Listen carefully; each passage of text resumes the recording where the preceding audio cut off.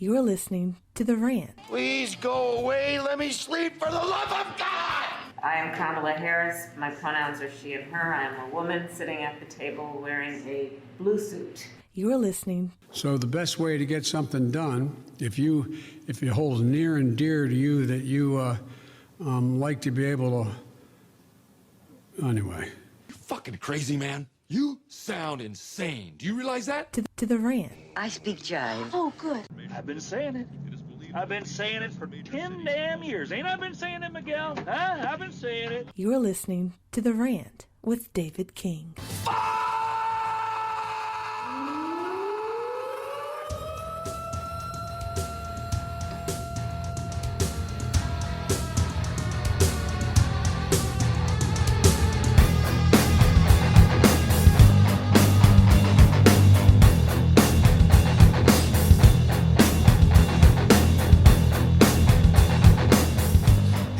Welcome to The Rant. I am your host, David King. It is good to be here today with you on this Tuesday, February 21st. If the audio sounds different, it's because we're not in studio today. We're actually in a very special place. We're at the Hudgens Center for Art and Learning, and we have a great guest with us today. Our guest today is Laura Ballance. Say hello, Laura. Hello, David. Thank you so much for being here with us today. Thank you for having me. This is pretty special because I personally am not involved with the Hudgens Art Center, but my wife is, and through that I'm involved via like proxy through her. Correct. I would say you're involved. Yeah. Maybe against your will, but you're definitely.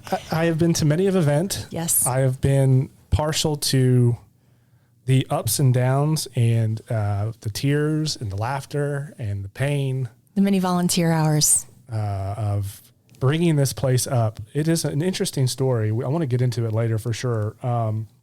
So you're the executive director. You have a background in visual arts and arts management, which is pretty interesting. Why don't you tell us a little bit about yourself just so our audience can get to know you a little bit and we can go from there. Okay, so Laura Ballance, as you mentioned, born and raised in Atlanta. I know. Hot Atlanta. I didn't think you were born in Atlanta. Really? No, because you don't have a Southern accent. Everybody says that. And I don't know why. Yeah, my father, born and raised. Yeah, I mean, we a long Atlanta family. But I feel like the Atlanta accent is the non-accent of the South. Because it's such a transplant city. Fair enough. So no, that's true too. And it's interesting because if you are in Atlanta, that's actually a really good point. You don't hear that very often in Atlanta. And then when you go, and you can go like 30 minutes outside of it to Gwinnett. Well, not even Gwinnett almost anymore. Yeah, you got to go. You almost got to go like Commerce now. But there are some words that I have a hard time. Like they're bald peanuts. I don't know. Bald peanuts? She said, that's some bald peanuts. You really have to think about boiled. Like boiled. That's not. That's Kate though. Kate's the same way with that. I don't know. Peanuts, not boiled peanuts, but. You do it. Yeah, boiled. Boiled. Yeah, bald. Well, I'm a Michigan guy, so I have. Yeah. I'm just glad I don't sound like a Youper anymore. Yeah, you know? well, don't you know there, eh? Yeah, you gotta be careful on the roof. Oh, up there on the roof. I can't do it. On the roof there, eh? I've always been bad at accents, but I do love the that northern section, middle part. The people Midwest. Who say I coulda, woulda, should. I don't. Coulda, woulda, should. Oh, don't you know those kind of people there? Don't you know? You know what they don't know is about the bald peanuts, and that's unfortunate for them. They're just assuming that there's peanuts that are bald. Because that's like there's bald peanuts. I don't know. I'm confused right now. So you're from Atlanta, Georgia, and you're the executive director now. Correct. But what's your background like? Well, tell us a little bit about your education and everything. Because it's interesting. I want to know because you're originally at SCAD, and now you're here. So, did you go to school for this? What? Tell us a little bit about that. So, I am the middle of 4 children. So there are 5. My mom she's an overachiever. She had 5 kids and no. She had 4, but in 5 years. So my older sister, Katie, is 2 years my eldest. And then right behind me, we have the twins, Harry and Marthy, and they're not quite 3 years younger than me. So middle child. And I think I don't know, I was always drawn to the arts. I remember elementary, middle school, just poring over the National Geographic magazines. I was interested in documentary photography, narrative photography. Middle school, I started in ceramics at school, an in-school program, and fell in love with that and really planned on pursuing a Bachelor of Fine Arts in college. And so I did a year of that. My father said we're not. I was fortunate enough to have my father paying the bill, funding my education as long as I kept my grades up. And he said, we're not, what are you going to live in flip-flops and eat ramen noodles and throw pots into Lanaga? Like, this is not a marketable career. And I appreciate that he was trying to set me up for success. But anyway, despite him, I chose cultural anthropology, which was the only thing I could find that was less marketable than a fine arts degree at the time. Cultural anthropology. What is that? So it's a study of human cultures and behaviors. There's a little bit of everything in it of the social sciences. You're studying political systems and environmental factors, the impact on society, just all of the things that kind of come together, the many facets of any particular culture. Whether cultures are matriarchal and why, or patriarchal and why. So it was fascinating, and the arts are a big part of cultural anthropology. So I was still reading and learning and connected to the arts, I felt, in some way, and also just in pastimes and hobbies. And it really drove further that my interest and passion for documentary photography, storytelling through photography, though I always did that kind of at an amateur, kind of hobbyist level. Right. So photography, that's interesting. I never would have guessed. Do you still dabble in the photography at all? Or did you get away from that? Yeah, not in a legitimate way. I mean, when we travel, I'll take pictures with my iPhone, but I got a Nikon F when I think it was my 13th or 14th Christmas present from my dad. So he did try to nurture that. Is a Nikon F, is that film? Mm-hmm. Oh. Yeah, it was old school. And I still have it. And do you really? Yeah. Can you even get film for that? You can, but you have to order it, and it gets pricier to develop. And it's so weird. Well, if only the Hudgens had a light room, or dark room rather. Yeah. It'd be kind of nice, right? I have been saying that the Hudgens needs a photography program, but that's just me. We've got the suggestion box right over there. I don't know if you. Oh, I didn't know that. Okay. I'll get right on that. Sorry. So you got this Nikon F. You go to school for this anthropology. Did you graduate with that degree, or did you transfer at some point? Oh, I did. Because I was going to say, because what you said doesn't really match up with where you are. So right. I'm curious, was there a fork in the road there? Yeah, it's funny. So my father he's conservative traditionalist, and he thought all three of his daughters would go to women's colleges in the South. And well, that's very conservative. It is very conservative. My older sister, Katie, great. She's the first one out there. She did it, checked that box, and we thought he should be thrilled that 1 out of 3. She the oldest child? The oldest, yes. Oh, that makes sense. Yeah. And then, so by the time I came around, I started at Agnes Scott. I wanted to go to Parsons School of Design in New York, and my dad was like, no. And then I thought, that sounds prestigious. It was good school at the time. This is 1992, and the arts were really different. They weren't a viable kind of commodity the way that we have the creative economy now. Went and you were a gallery artist or a studio artist, and you fought for representation. It wasn't the career field then we barely had graphic design in 1990. So the idea of pursuing a Bachelor of Fine Arts, it was still a really new field. Yeah. So people were, newspaper editors were manually marking up pages and images, and So weird to think about that was literally like 20 or 30 years ago. It's not that long ago. Yeah, yeah. But now you have UX design and multimedia design and interactive design and animation. Like all of these things didn't exist. And if you wanted to pursue study or career or both in the fine arts, there wasn't as much opportunity then as there is now. So anyway, I ended up at Agnes Scott College in Decatur, Georgia, because that was, my father thought would be a good fit for me, and I made a lot of friends, and it was great. But after a year, I said I gave it a shot. I'm not loving this. I transferred to UGA. Go Dogs. I know. I never. I'm not a Go Dogs guy. I never went to a football game. I hate to really. Shame on you. You're Just a bastard child of UGA is what you are. Never made it, and I lived like a block away from Sanford Stadium. But oh my gosh, there are UGA fans that are going to hear this podcast and are going to scold you so hard right now. Listen, I was a great tailgater. That's good enough. I feel like that's where the heart is. Anyway, that's where a lot of fun is. That's what I'm saying. That's what I'm saying. That's where all the fun's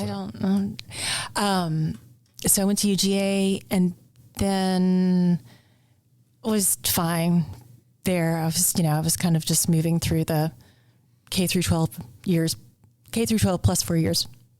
And then my grandmother, with whom I was very close, she had a series of strokes. So I moved back to Atlanta, moved in with her so that she could stay in her home, and was living with her, and we had a great time taking care of her. So I enrolled in, this is where we really deviate from Agnes Scott College, the 4-year women's college of the South. I went to Atlanta Metro Junior College and took French, Spanish, public speaking, and a statistics course. And then a couple quarters there, went up to Kennesaw State, more electives. Finally, I ended up at Georgia State University for the last 2 years to finish it. And I remember going in before graduation, while my major was always cultural anthropology, my advisor said, you have enough credits here now to double major in 3 other things, and which was great. So I picked psychology, and then with a minor in Spanish. How much did you get involved in psychology? Did you get deep into that? Did you get deep into the weeds? Because I'm obsessed with psychology. I am too. And I mean, there's this great perspective that studying cultural anthropology and psychology gives you. It never leaves you. You're constantly reading the room. And I've always loved people watching. And you think about just, to what degree every one of us is crazy, but most of us are high functioning crazy. Oh, 100%. Yeah.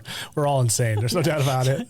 Some of us are more functioning than others, so right. There's no doubt about that. There's no argument on the crazy, but how much are you willing to provide for society? That's a debatable topic right there for sure. So that was my path through college. But then I feel like you land right where you're supposed to, because I ended up with a job offer at Woodruff Art Center, and I spent prior to about 2 years with the Home Depot corporate office doing qualitative analysis. So what not to sell on the end caps in Florida, like snowblowers. So I tried a corporate job per my father's Go work request. For Home Depot. Your father has quite a bit of influence. He does. Seems. Yeah, probably. Yeah. Yeah. No, I don't think there's anything wrong with that. No, I'm my father's child, and I try to please him, but he's a man of many contradictions, so it's hard to sometimes. You just go your own way at the end of the day. Well, I've met your parents. Yeah. They're very, very interesting people. Your dad especially. He's a character, no doubt. He's a good guy. He's a great guy, and I enjoyed our conversations with him. He enjoyed getting to know you too. Yeah. I'm only sad that we couldn't really sit down and talk more. It was quite kind of loud and crazy. We had the dogs there at this what was that thing? It was like a Paul Casso Day. Paul Casso. So that's the kind of things we have here at the Hudgens, Paul Casso. I have to believe that you probably had a pretty unique childhood growing up. I would assume that there must be an interesting story or two there. Yeah, there are some. Do you not want to divulge into that? Uh-oh. We were just talking about psychology. No, I my family's really close, and I am grateful. That's good. For that. It is really good. My younger brother is, he kind of went. He's on his own. He's the youngest? The youngest. Well, So the twins, Marthy passed from ALS, about I did. I'm so about sorry. 8 years ago. Thank you. There's, both there's the missing of her physical Yeah. person, but I feel like she's very much with us. And there's a lot that came from her passing that, that's good. It inspires you to give back to others and things that I learned from her that I would probably take for granted if she were still walking around today. But so thanks. But yeah, there's good in it too. Yeah, silver lining sort of thing. Yeah, exactly. So yeah, Harry kind of went his own way. But my family is a close one. And my dad is, we call him colorful. I guess in the South is a polite term, a little eccentric. But he's always been there. But for me, he still is there for me. Growing up, he you want to just blend in as a kid, as a teenager. You just, I was like, can we just get the Buick Riviera? When he had a 69 E-Type Jaguar convertible, he was blaring like Beethoven or Berlioz or something from the stereo. I was like, do you have to pick me up like this? You had me at the Jag, and then he's blaring Beethoven. Yeah. I'm thinking like Twisted Sister or something. I don't know, right? Like, I'm thinking like he's very much maybe the Beach Boys. I'm just trying to figure out, like, he's got the Jag. Like, he's halfway there to be like the coolest dad ever. He jazz and classical music are the two things you turned me on to. And he's a music aficionado, but it begins and ends somewhere between classical music and jazz. I think he got into a Donna Summer phase once. I think everybody goes through that phase for like a brief moment. Kate went through a Donna Summers phase, and I was a little concerned. I'm like, are we going to listen to this all the time? I'm like, it's only good every once in a while. It's not a bad thing overall. In small quantities. Yeah. Yeah. So I'm glad he went there. He, got out of his comfort zone for a little bit. But no, there was the time that he would get into these bartering deals. He would trade a this and a that, and was constantly trading up. And I think it was like 1981 or 82. Somehow we ended up with 1/5 of a sailboat in the Virgin Islands, but he didn't tell my mother. He just said, pack swimsuits for the kids. We're going to be gone for a couple weeks. This is over the summer. And he refused to tell my mom where we were going. And because he thought she would get upset, which she would have. Yeah, he was like, sure. it's a surprise. You're going to love it. This is a total Dave move, by the way. Okay, well. I would do the same thing. I'm like, there's no way Kate's going to say yes to this, so I just got to get her on the plane and go. That's exactly what happened. And my mom kept asking, like, we're going to be on like dry land, right? My dad was like, yeah, of course. I mean, we're not going to be treading water for a couple of weeks. So we get to the airport and we're checking in for a flight, and the people checking the bags said, no, San Juan. And so that was when my mom realized we're going to San Juan, Puerto Rico. And we get to San Juan and we get on another little island hopper and get to St. Thomas, the Virgin Islands. And this was, it was a really different place back in 81, 82, the early 80s. Like the Charlotte Amalie Airport was just a plane hangar. It was, the runway was so short. I think the largest plane you could land was like a DC-3, it's small plane. Wow. That is small. Yeah. So you weren't getting that like American flights out of Miami. So then we get to this boat, and of course my dad didn't know how to sail a boat. None of us did. I think I was in 6th grade at the time. So there was a guy named Jerry who spent a week with us on the boat. He was from the St. Thomas, and he grew up sailing and taught us how to sail, and then got off the boat and we took it from there. And it was actually like going back and living on that boat, like in the summers and during breaks. It was, I learned, I was PADI certified by age 12. Really? Yeah. And that's awesome. Yeah, it was great. Like a lot of things, like my dad was, he was really impulsive and was like, well, we'll just make it work. This is a good opportunity, and let's just, may seem crazy, but why not? So, there are a lot of those things where, yeah, just leave the dirty dishes in the sink, get on a flight, don't tell your mother where we're going. Let's go live on a sailboat for a few weeks. That's exciting though. It was good. Like that is nobody, not a lot of people can say they've done anything even remotely close to that. Like everything is so structured today. Yeah. There's nobody that's going to be like, leave the dishes in the sink. Let's go. You know what it was for my dad is he didn't like us watching television. He didn't like us talking on the phone. I don't know how he would have ever handled these cell phones as if he were a parent today. Because he wanted us to always be like out and doing and playing with our friends. And, they'd lock the doors until it was dark and like, go play. Like, I don't care where the neighborhood was safe and just go be out, That was never a problem for me. My parents, my dad would always be like, where's Dave? Because I was never in the house. I was always out of the house. So that was more of a problem for my sisters, I think, growing up. So I'm the youngest of 3 kids. Okay.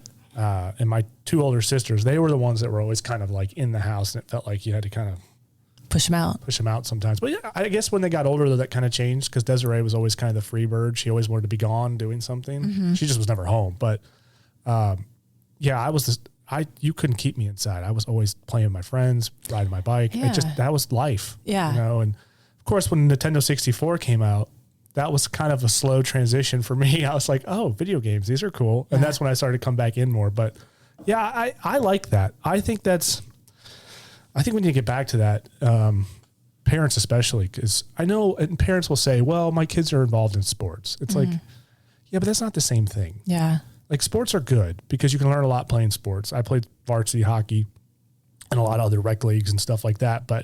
And yeah, you learn a lot there, but there's something about like being with your family, taking trips, getting out of the house and experiencing life that you don't get from watching the Discovery Channel. Yeah. You need to get out. That's true. And I think what my dad was trying to do there is expose us to as much as he could. And I remember Tortola, which is British Virgin Islands. We would dock at this marine. I can't remember the name of. I think it was just Tortola. Isn't that the pirate stuff? So they would leave us. There was I think it was called like the poop deck, but at the marina we would we'd go to the store and get more Forever milk and stock. This is a 36-foot sailboat, 6 of us living on it, and we would stock up on supplies. We could take a real shower and gas up the boat, and my parents would go out and they would leave. Our babysitters were these guys who were sailing across the Atlantic from Southern Africa and, end up in the West Indies and the British Virgin Islands. And they would our babysitters would tell us stories of pirates and just the crazy storms they experienced. And I mean, it was just such a great being exposed to that as a kid and these people. That's interesting. Yeah. That would be exciting. Like me as a kid going there and learning about pirates, I would have loved that. Oh, I was fascinated. It just makes you hungry for like what all is out there. Yeah, for sure. Well, maybe it explains why it seems like now you travel a lot. I do.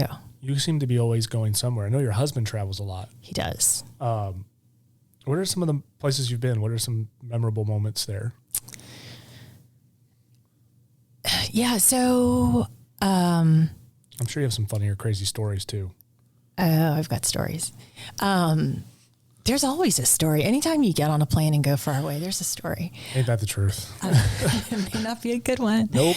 But there's always a story. But yeah, so my father was a Delta captain. He met my mom, who was a flight attendant in 64, maybe 65. They met on a trip to Ann Arbor and had dinner at a movie during the layover. My hometown. Go blue. And it worked out for them. And so I grew up flying standby, and we'd go fly up to New York City for the day, first flight up, last flight back, see a Broadway show, eat at the deli or whatever. And then in high school, I was doing that with a friend of mine whose father was also a Delta pilot. We would just hop on a plane and go up to New York, or my sisters and I would go to Paris for a weekend. So it was great to kind of learn just about the world, just in this fun, impulsive way. So that's a world that not a lot of people get. Like, I'm sure people listening go, "Wow, just to hop on a plane and go somewhere is amazing." But it's like it doesn't work that way anymore. Sadly, well, no, it doesn't. But I feel like being that he's a Delta pilot, you're in that family. It does seem like you have some privileges that are maybe a little bit different than the rest. Yeah. Which is actually like, that just makes me a little jealous. I'm like, damn, that's a level of freedom that a lot of people don't have. It's almost like having a private jet. Yeah. It was a different industry in the 80s and 90s. It was probably better. Yeah, it was just easier, and I mean, you could always get on a flight, standby. You can't, I've been stuck so many times. So a lot of the time I've tried to go places that aren't where I could get on a flight. So Cancun, everybody goes there. So I end up going to Port-au-Prince and, that's the alternative. But I mean, there are things too that I've liked in going to places that are a little off the tourist track. There aren't a lot of places that are off the tourist track these days, for better or worse. But some of my favorite places have been Myanmar. I fell in love with Haiti, and it sounds really strange, but we had a lot of people tell us like, don't go. But we were. Everybody hears it's like not the place to go to. Well, this week it definitely is not. But we were, we stay abreast of the current political climate in various places before we go, and we try to be safe and with every, what does my dad say? Safety first is what all the great risk takers say. It's a safety first. So, we knew somebody who was Haitian. We connected with some family he had there, and the people, it's amazing. The places that make an impression are where the people have the least, and they tend to be the most gracious. And that was our experience in Haiti. They dragged us to church for 5 hours in Haitian patois and introduced us to a congregation of probably 800 people, maybe 1,000. The church was so full that people were standing out in the yard at the church. I mean, they're really, they're really good people. For the most part, they're just really good people who just don't, and they work hard and they're trying hard, and they just have not gotten a fair shake. But everybody was just so gracious, and it was tough. I don't know that I ate a lot on that trip because, it's hard to stomach, the situation there. We bought a lot of lunches for people, but it's just my understanding of Haiti is it's a place that's just kind of been taken advantage of. Yeah, I don't know what the answer is there. I don't know how it got to be how it is. I don't know, but I do know that there are a lot of good people on the ground there that have endured more than we could possibly imagine. One of the people we befriended was a 14-year-old girl who had lost both parents in the earthquake, and her name was Love. And we still keep in touch with her like a decade later. And she's just out there studying and doing her best. And yeah, I don't know. It's Haiti made an impression.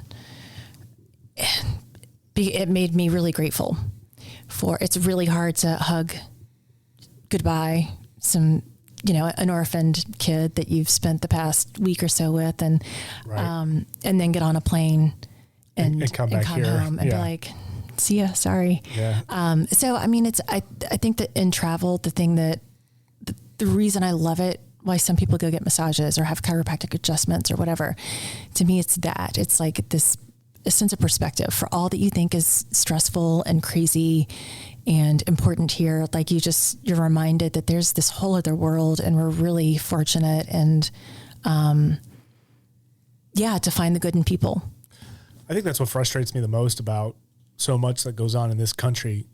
This is such a great place to live. It's not perfect. It's far from being perfect. But when you think about going to Haiti or go to Afghanistan or Iraq or something, and you see the conditions that people are living in or the governments they're dealing with, it really makes you appreciate what you have here more. I think a lot of people need that perspective because they're not getting it. Yeah. They're getting told that where they're at now is awful, or there's some oppressive patriarchy that's trying to hold them back. And it's like, come on, let's cut the crap. Yeah. Let's just understand where we're at. This is one of the best times to be alive. Yeah. I mean, if you want to own a business, you can own a business. Mm-hmm. If you want to, it's easier to start a business now than it was for our parents and our parents' parents. We have social media now. You can connect to anybody all throughout the world. Yeah. It's global now. this is the best time to be alive. Yeah. Modern medicine, everything. There's really no reason for us to, we really need to take a moment and say, I've got a roof over my head. I've got food on the table. I've got internet. I've got a phone. I've got people who care about me. I can go out and do whatever I want. There's nobody putting a gun to my head, you know, so I don't have to worry about being persecuted, shot, and buried in mass grave like so many people do in other countries still today. Yeah. So I agree. That's good. It's like that's therapeutic in a way to be there. I've never been. I have no interest in going because I know I've seen the photos. I'm like, it's hard. Don't want to go there. It's hard. And I remember having at one point having a drink, like a whiskey or something. And CeeLo, who was the grandmotherly type, taking care of this little girl, Love, she was chasing me around the yard with my drink, my cocktail. I was like, listen, it's been a really hard couple of days. Like, let me just have, I just need a cocktail. Right. And she was like, no, God does not like you doing that. Like, she's a better woman than me. Hyper conservative religious Christians over there, which is interesting. They're very, it's weird. They're God, like they aspire to, you know, the ways of God and Christ. And, you know, they were very good to each other, except for the stories we hear where they're not, you know, there are gangs and political corruption to extremes, you know, but Well, we need to find a way to support those people to be able to take power over those who are the oppressive group, and let that be a lesson to people who are, these people are living in very poor conditions, and yet look at their faith. That to me is like, that is huge. That was the beauty part for me, or like kind of the eye opener. Because these people should be mad at God, but they're not. They have every right to be. No, well, you know, and really these people in CeeLo's home, there was a refrigerator, nothing in it, but she had padlocks on it. And still they, you know, they drove us to Jacmel to see this beautiful city on the coast. They drove, you know, they took great care of us. They had nothing to give, but they still gave what they had graciously. And so I think there's a lesson in that, and realizing that we are, you know, the people just trying to make their way through the everyday, we're all more alike than unalike wherever you are. And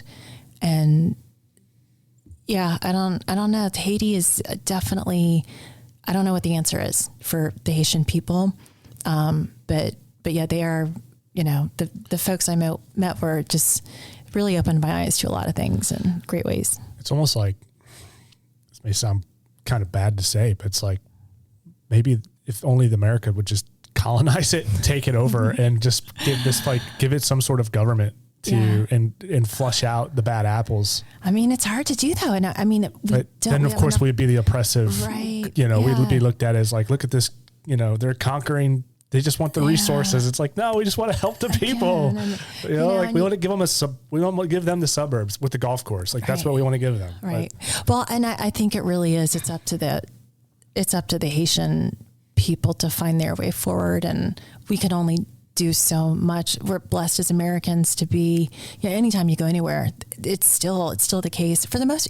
I mean, gosh, I remember being in Oman and talking to an imam about, you know, Christianity, which is my religion, and Islam, his religion. And he's still, you know, he was like, America is this amazing place and the beacon of freedom. And I love being representative of that to people around the world. And, of course, our government has done some not great things too. Everyone's has.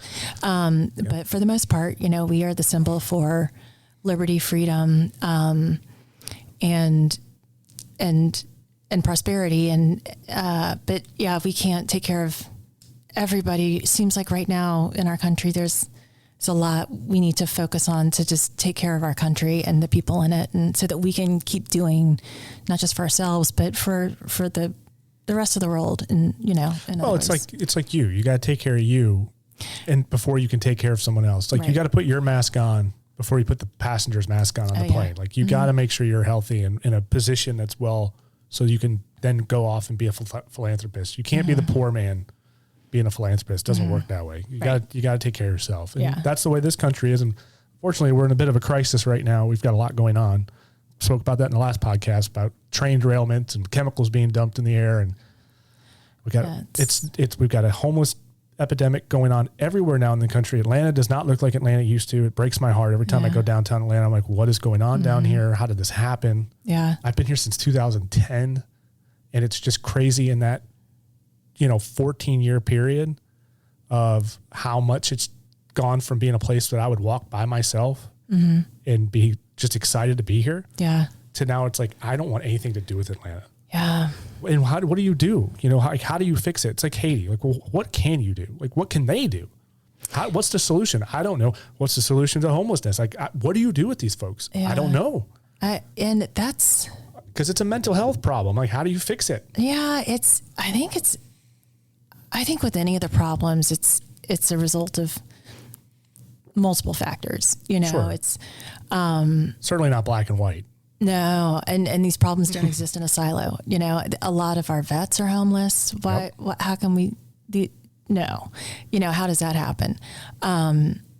So you want to be empathetic, but then you also want to. I feel like the easiest solution for me is to just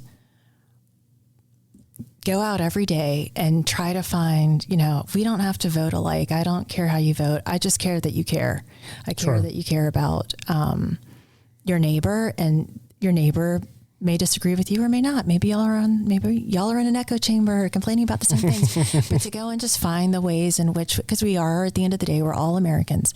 For the most part, we all want the same things. I agree. Might have very different ways of approaching the problem. Very different ways, it seems these days. It's like, pretty tribal these days. But I think at the end of the day, we all want the same things. We want a safe neighborhood, a safe community. We want opportunities for ourselves to take care of our families. We want opportunities for our kids. We want transparency in government. We definitely want that. Yeah. Yeah. And I think you're right. I don't think people are as different as they like to make out, or I don't think we're as tribal. Right. As the media would let us believe we are. Like I understand we all kind of have the guy we vote for, and that's fair enough. Yeah. And maybe it's gotten worse over the last 5 or 10 years, 20 years, whatever. But I think if you go outside your house and you talk to your neighbors, you'll find out you guys are all kind of on the same playing field. Yeah. Like you're on the same team. Yeah. Even though you may not vote the same way. It's like we all want the same things. Like you said, it's like we want our kids to grow up in a safe environment. We want our kids to have a future. We want to have a future. We want to be able to go to the grocery store and buy eggs. Like that's what we want. It's hard to do these days. It's a little hard and it's weird. I'm not going to go down the tinfoil hat road on this podcast. That's a different podcast, but it's weird. But I think at the end of the day, like it's all, I think the media has a lot to do with that. The 24-hour media thing is, because if you look at like the way culture's gone and why we all kind of feel like we're kind of going into our own little groups, it almost feels like that started maybe in the late 80s, early 90s, very slowly. And that's kind of the same time when 24-hour news became a thing. It used to be like, you tune into the news in the evening. You got your local news and that was it. Yeah. You figure out, okay, there's the Gulf War or whatever, Persian Gulf, and we got that. And it's okay, that's your federal news, whatever, your global news. But then you hear about the town, whatever's going on in your local area. But now it's like, it's 24/7. Yeah. And I'm not going to name who they are, but there are people that I know, much older than I am, that sit at home all day and watch nothing but news. And it's either CNN or Fox, Fair, whatever you want. I don't care. But you're watching that 24/7. You're at home all day. What do you think that's doing to you? I think do you know what I mean? Yeah, it's too much to process. And it's not real information. Like the real information is what you get when you have small talk at the Kroger checkout. I know that sounds kind of like just dumbing it down, but those are really healthy interactions with everyday people and so much more meaningful and impactful than anything you'll get out of just whatever's on the news ticker for the day. I don't think that's a constructive way to spend your time. No, it's too much. And you're right. That is the best way to put it. It's information overload. You are not meant to know what is going on in Europe and Russia and Ukraine 24/7. You're not. And the reason why you're not supposed to know all the time or be inundated with it just constantly is because you have no control over it. Right. And your brain is like, true. I can only process so many stressors before I'm overloaded. Yeah. Because it's like, 2,000 years ago, you were in a tribe, and that tribe, the only thing you cared about was what was going on in the tribe, because that's what mattered. Yeah. Because there's a lion outside the gates of the tribe, and it's going to try, or a bear, or wherever you're at, and it's going to try to eat you. So we need to be very careful, and we need to focus on them. And also, there's another tribe over there that doesn't like us very much. So we just need to focus on them. If you focus on your community and just pay attention to what's going on in your own town, you'll probably be a heck of a lot less stress. You'll have actually more control because you can vote and be a part of it and actually get involved. Yeah. And then you'll actually be doing something that's meaningful versus just watching the news and going, oh my God, the world is going to end. Look what is going on. Yeah. And there's nothing I can do to stop it.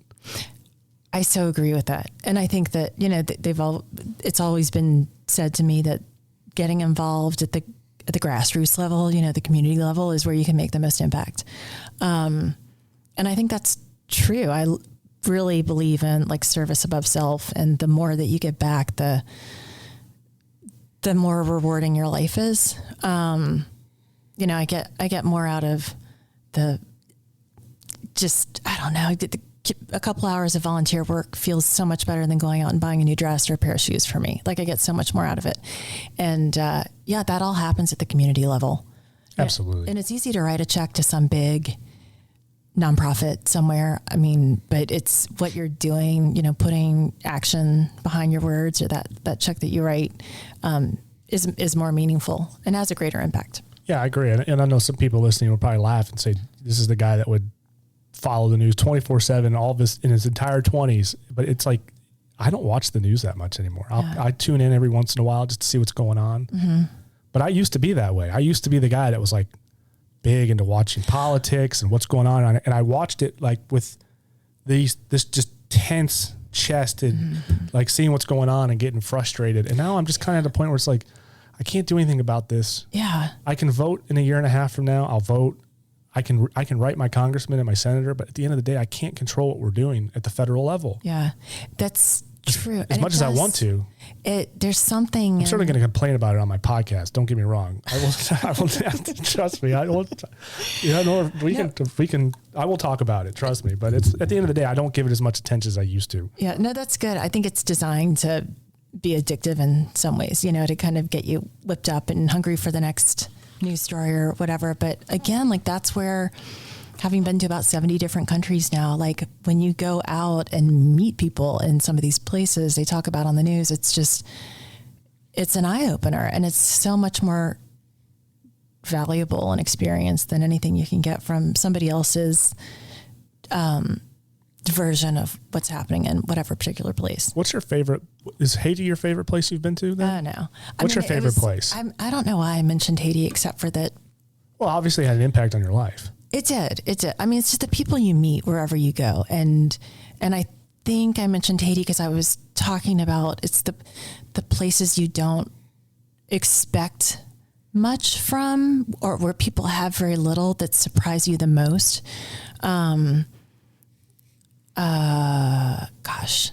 There is a town in northern Canada, in the Arctic Circle called Churchill, and it's a town of about 800 people and 1,200 polar bears. That I think was my favorite. So those are the people that are generally worried about the bear outside of the village that's going to kill them. That was the thing that was so great about that trip. So we went. It was, again, kind of an impulsive trip. We're like, we wanted to do the Trans-Canadian via rail, coast to coast, and it's $6,000 or $7,000. And Peter and I, are not, that kind of money.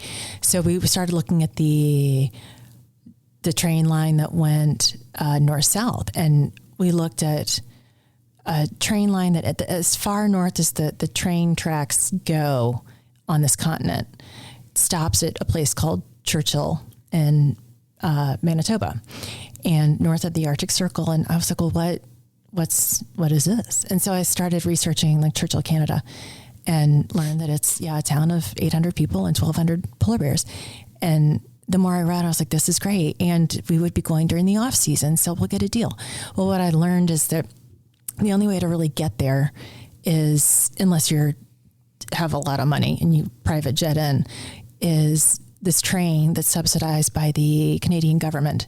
It goes 3 times a week. And the reason it's subsidized and has to go 3 times a week is because there are all these Inuit or Native people communities that would be shut off without the train service.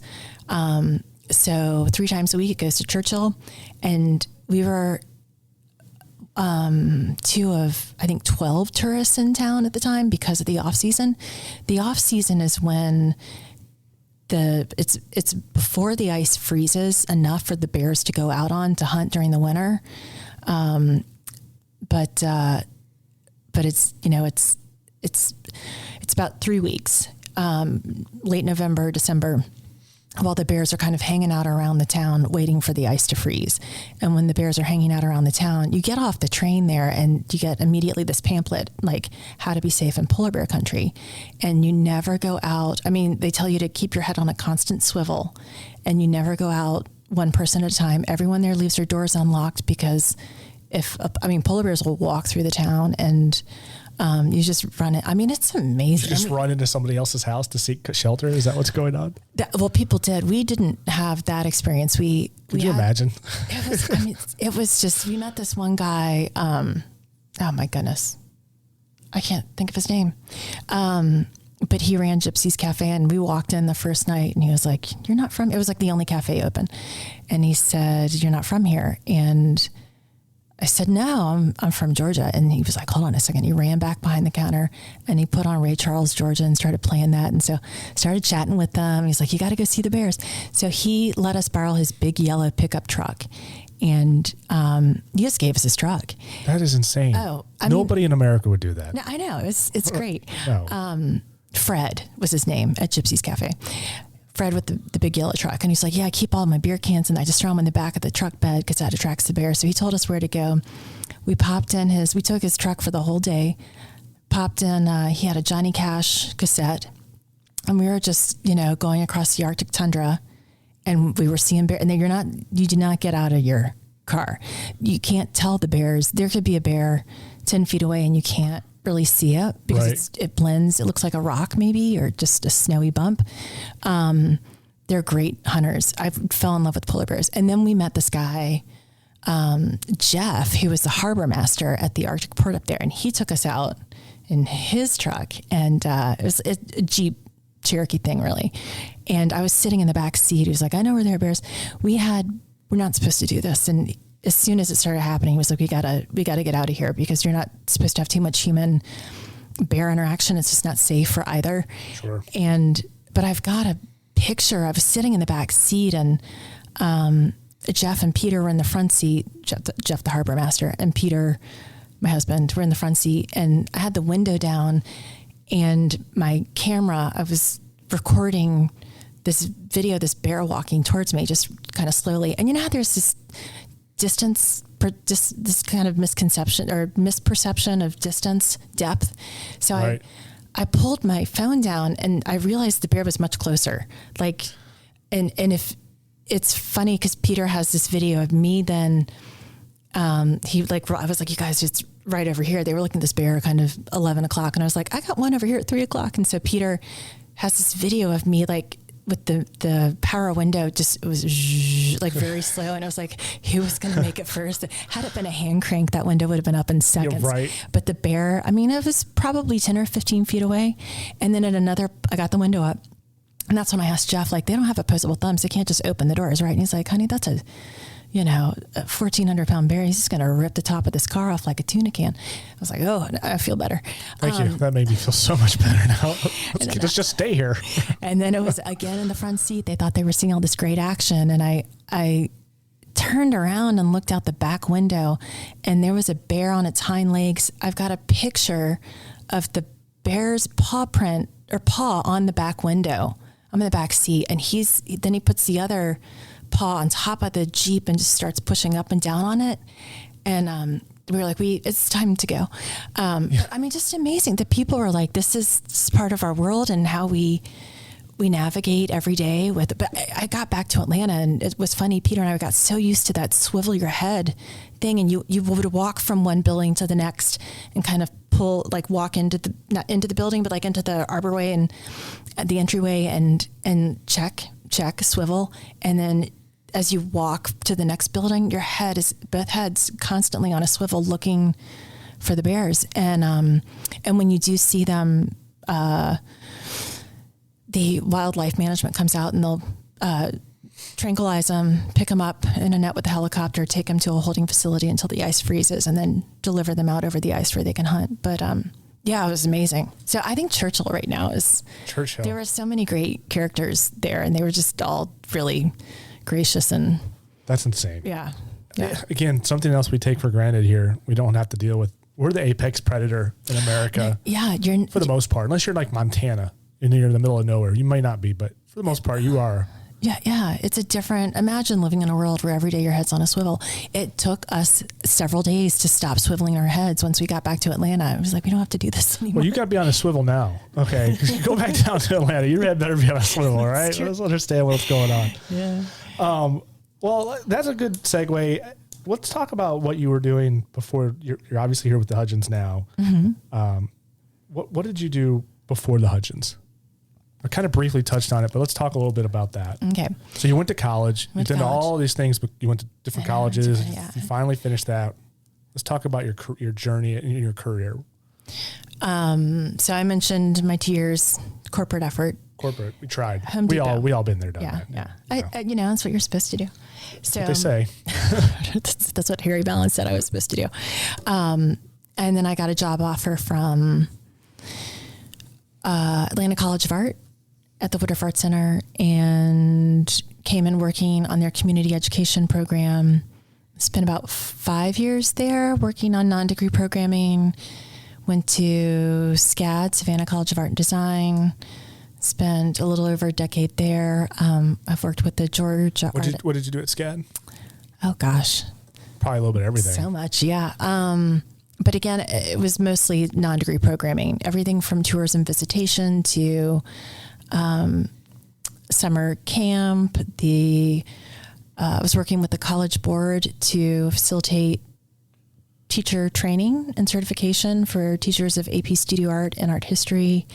I did exhibitions with the National Art Honor Society. Just all community education for a while. Summer seminars, their pre-college program. So yeah, a lot at SCAD too. It comes across a little bit like you're all over the place. Does it feel that way? Yeah, and I like it. You like it that way. Yeah. So it almost feels like you're just kind of going with the current. It's like wherever life is taking me, whatever opportunities arise, I go and I that's where I'm going. Yeah. And Maybe that comes from your father a little bit. yeah, maybe it does. I don't know. I think that it's just what you open yourself up to and where you just being true to yourself, saying yes to the opportunities that really seem to connect with your gut, just that will land you in the right place. Well, I think people tend to kind of get it in their head. They're like, okay, I'm going to graduate high school. I'm going to go to college. I'm going to get a degree in a field. And I'm going to go get a job. I'm going to get the dream job, the career, and that's where I'm going to be. Mm-hmm. But it's like, that may not be the case. You should be very open to the idea that something else may come along or another opportunity. Or maybe you go work for a company after you graduate and an opportunity comes up in the company that's completely different than what you even studied. But it's something that you could go and excel in that you never even thought was possible. Yeah. And so it's always good to be a little open-minded that way. Yeah. And I think, don't be so one-dimensional. Yeah. I think that younger people are more attuned to that. Like my father was, he was with Delta for 37 years. You go and you get a good job and you stay there and you retire and you get the gold watch. And, but I mean, while I didn't stay at the same place, I've now been in arts management for about 25 years with about a 3-year break where I went into healthcare. I mean, I don't know. Sure, why not? I mean, while we're checking all the boxes here, it was still in line with the things that it was fundraising and development and events but it happened after I lost my little sister to ALS. About 6 months after she passed, I was asked to speak at Muscular Dystrophy Association's big black tie fundraiser for the ALS patient care and clinical research. And at first I was like, this is kind of raw and it's like 600 people. I don't know if I can do this. And then one of the things my sister always liked to say was say yes to every opportunity. I mean, she was Army Airborne Ranger. She was a marathon runner. She did crew, head of the Charles. She just did it all. So I said yes to that opportunity, and it went really well. And they offered me a job, and it was more fundraising and development, which was something I was interested in doing more of. And it was also a great way to work through the grieving process. I learned just being around people.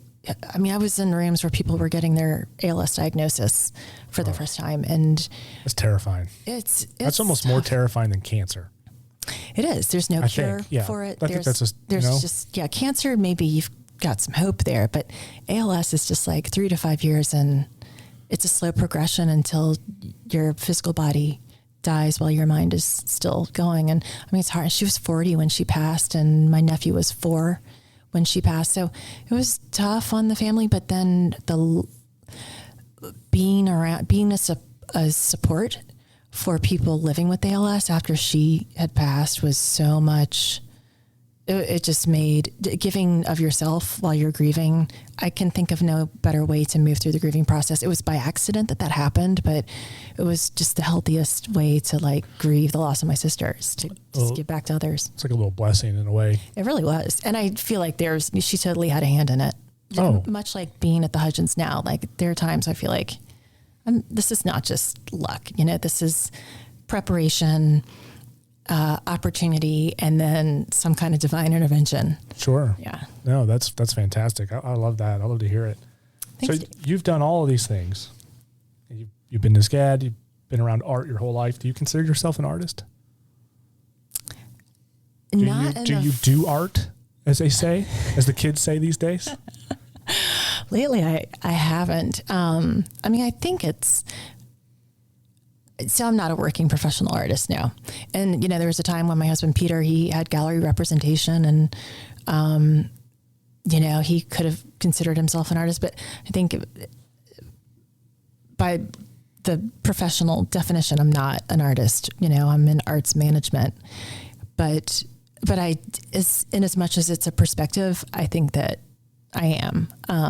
It's something I love. It's something I promote. It's something, I cultivate in others and prioritize in the community.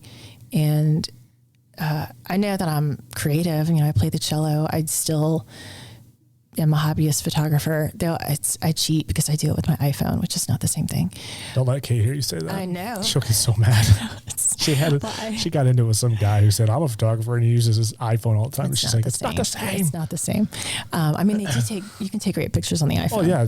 Don't get me wrong. Right. But it's not the same. So yeah, I think that I'll always have that kind of appreciation for the arts, but I'm not a practicing artist. I'm not, I dabble in you can pottery still. And are those, we're looking for those of you listening, obviously you can't see, but there's a shelf of pottery over here. Is any of that yours? No, the one that's over here with the really heavy foot that's not glazed fire, that one's mine. That has a card with a smiley face on it. I made that to kind of brighten up the pot because the rest of it is so depressing. I mean, I try, but and I do play my cello more than anything that I do in the visual arts lately, because it's less messy. Come home, play for half an hour. Well, and there's also something probably therapeutic to that as well. There is. Yeah. That's the whole point of art too. It should be something that doesn't stress you out. And if you start to get stressed out doing it, it's probably not something you want to do. Yeah. So if you can just come in and pick it up and play it. Yeah, it's really cathartic, and it takes you to a different space. It's a great kind of stress release. And I don't know, maybe some people would say, well, that's strange that someone who is the executive director doesn't have their own gallery of art or their own ambitions to have a gallery or something. But I don't think that's necessarily the case. I think that it works to my benefit.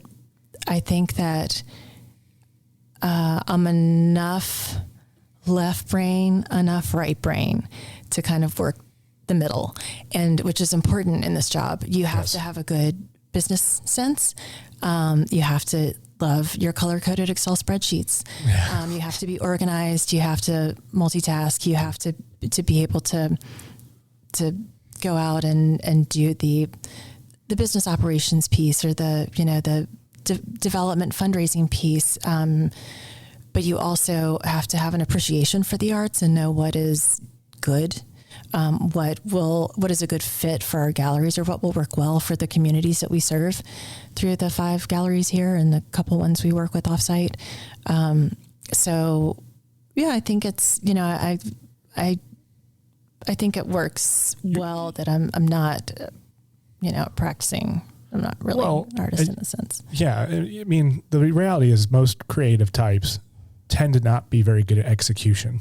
It's like the 80-20 rule, where it's like you have 100% of your ideas as an artist. Only 20% of them are probably ever going to make it to whatever it is your medium of choice is. Mm-hmm. Maybe you're a painter, a photographer, whatever, because it's just who we are. Like I consider myself in that group. Kate is type A. She executes with precision. Yes.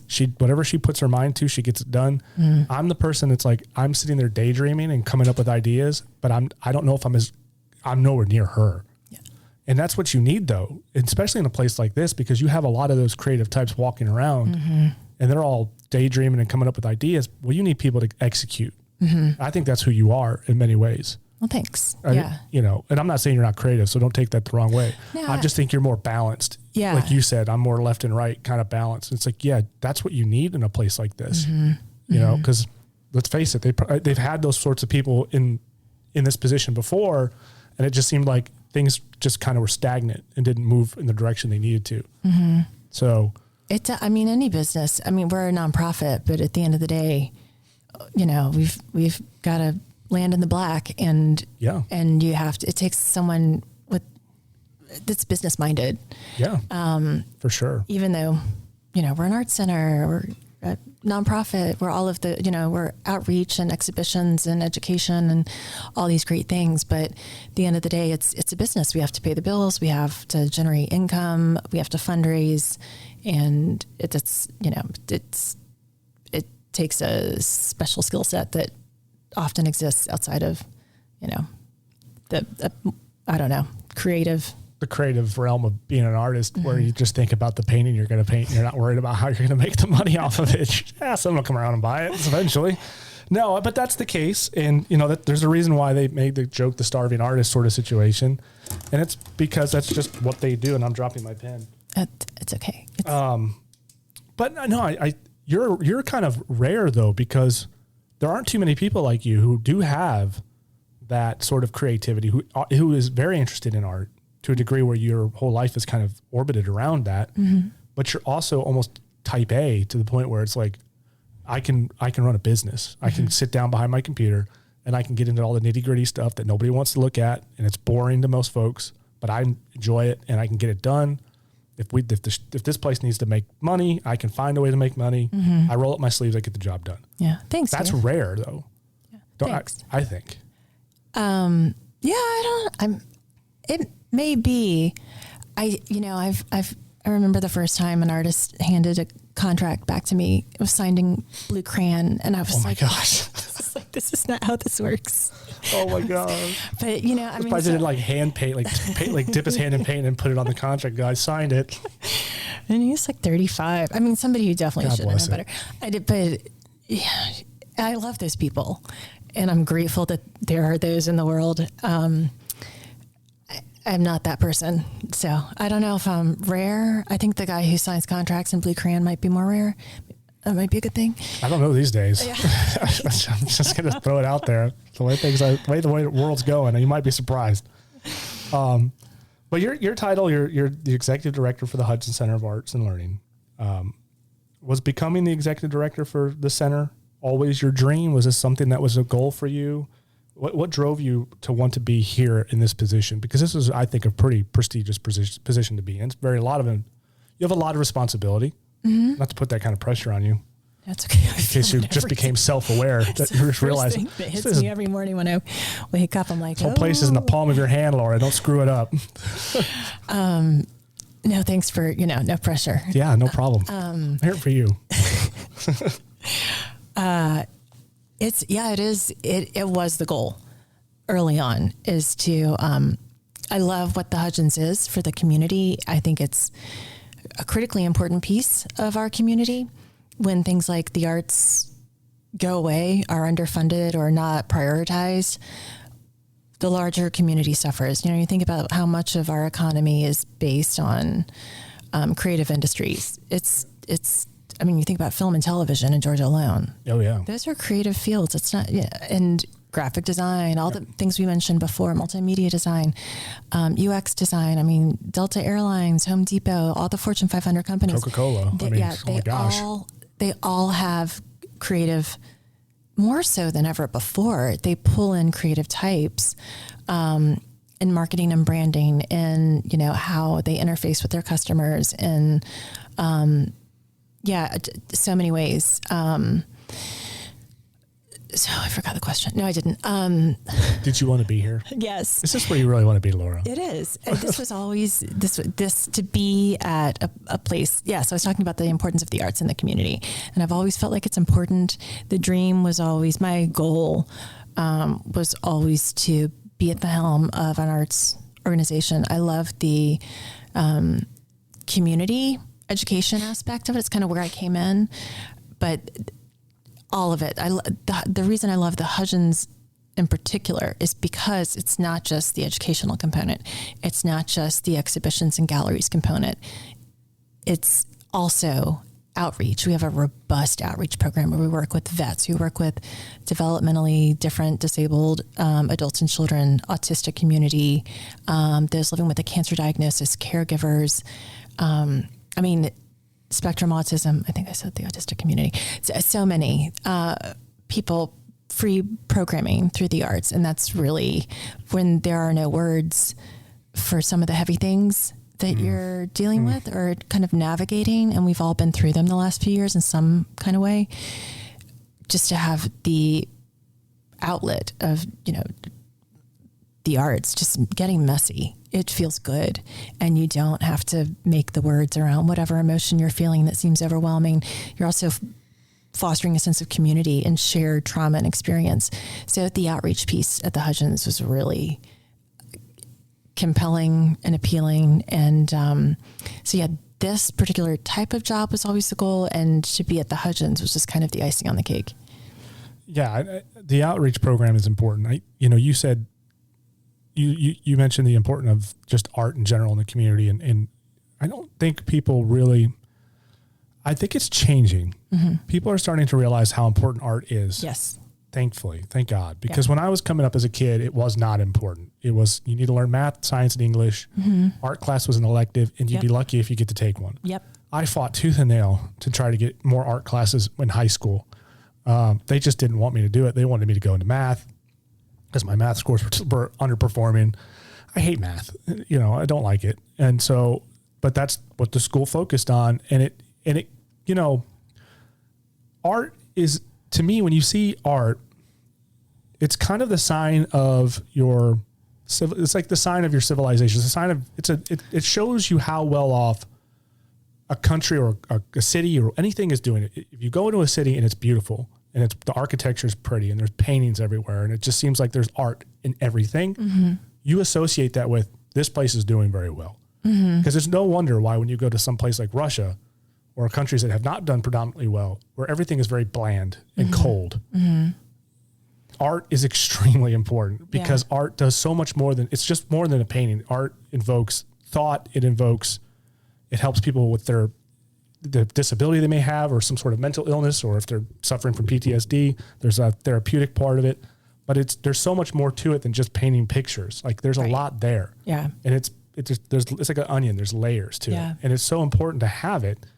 And I think if a child especially is showing that they are interested in art to a degree where it's a big part of their life, then we need to find a way for schools or the Hudgens to nourish that more, instead of being like, no, you don't need to be an artist, because that's, you need to go learn math and science and engineering. Mm-hmm. I'm not saying they shouldn't learn those things. You should, but let's let them thrive where they want to go. Kids are, you know what I mean? Like, let's nurture that as much as we can, because I think my parents were a lot like your parents.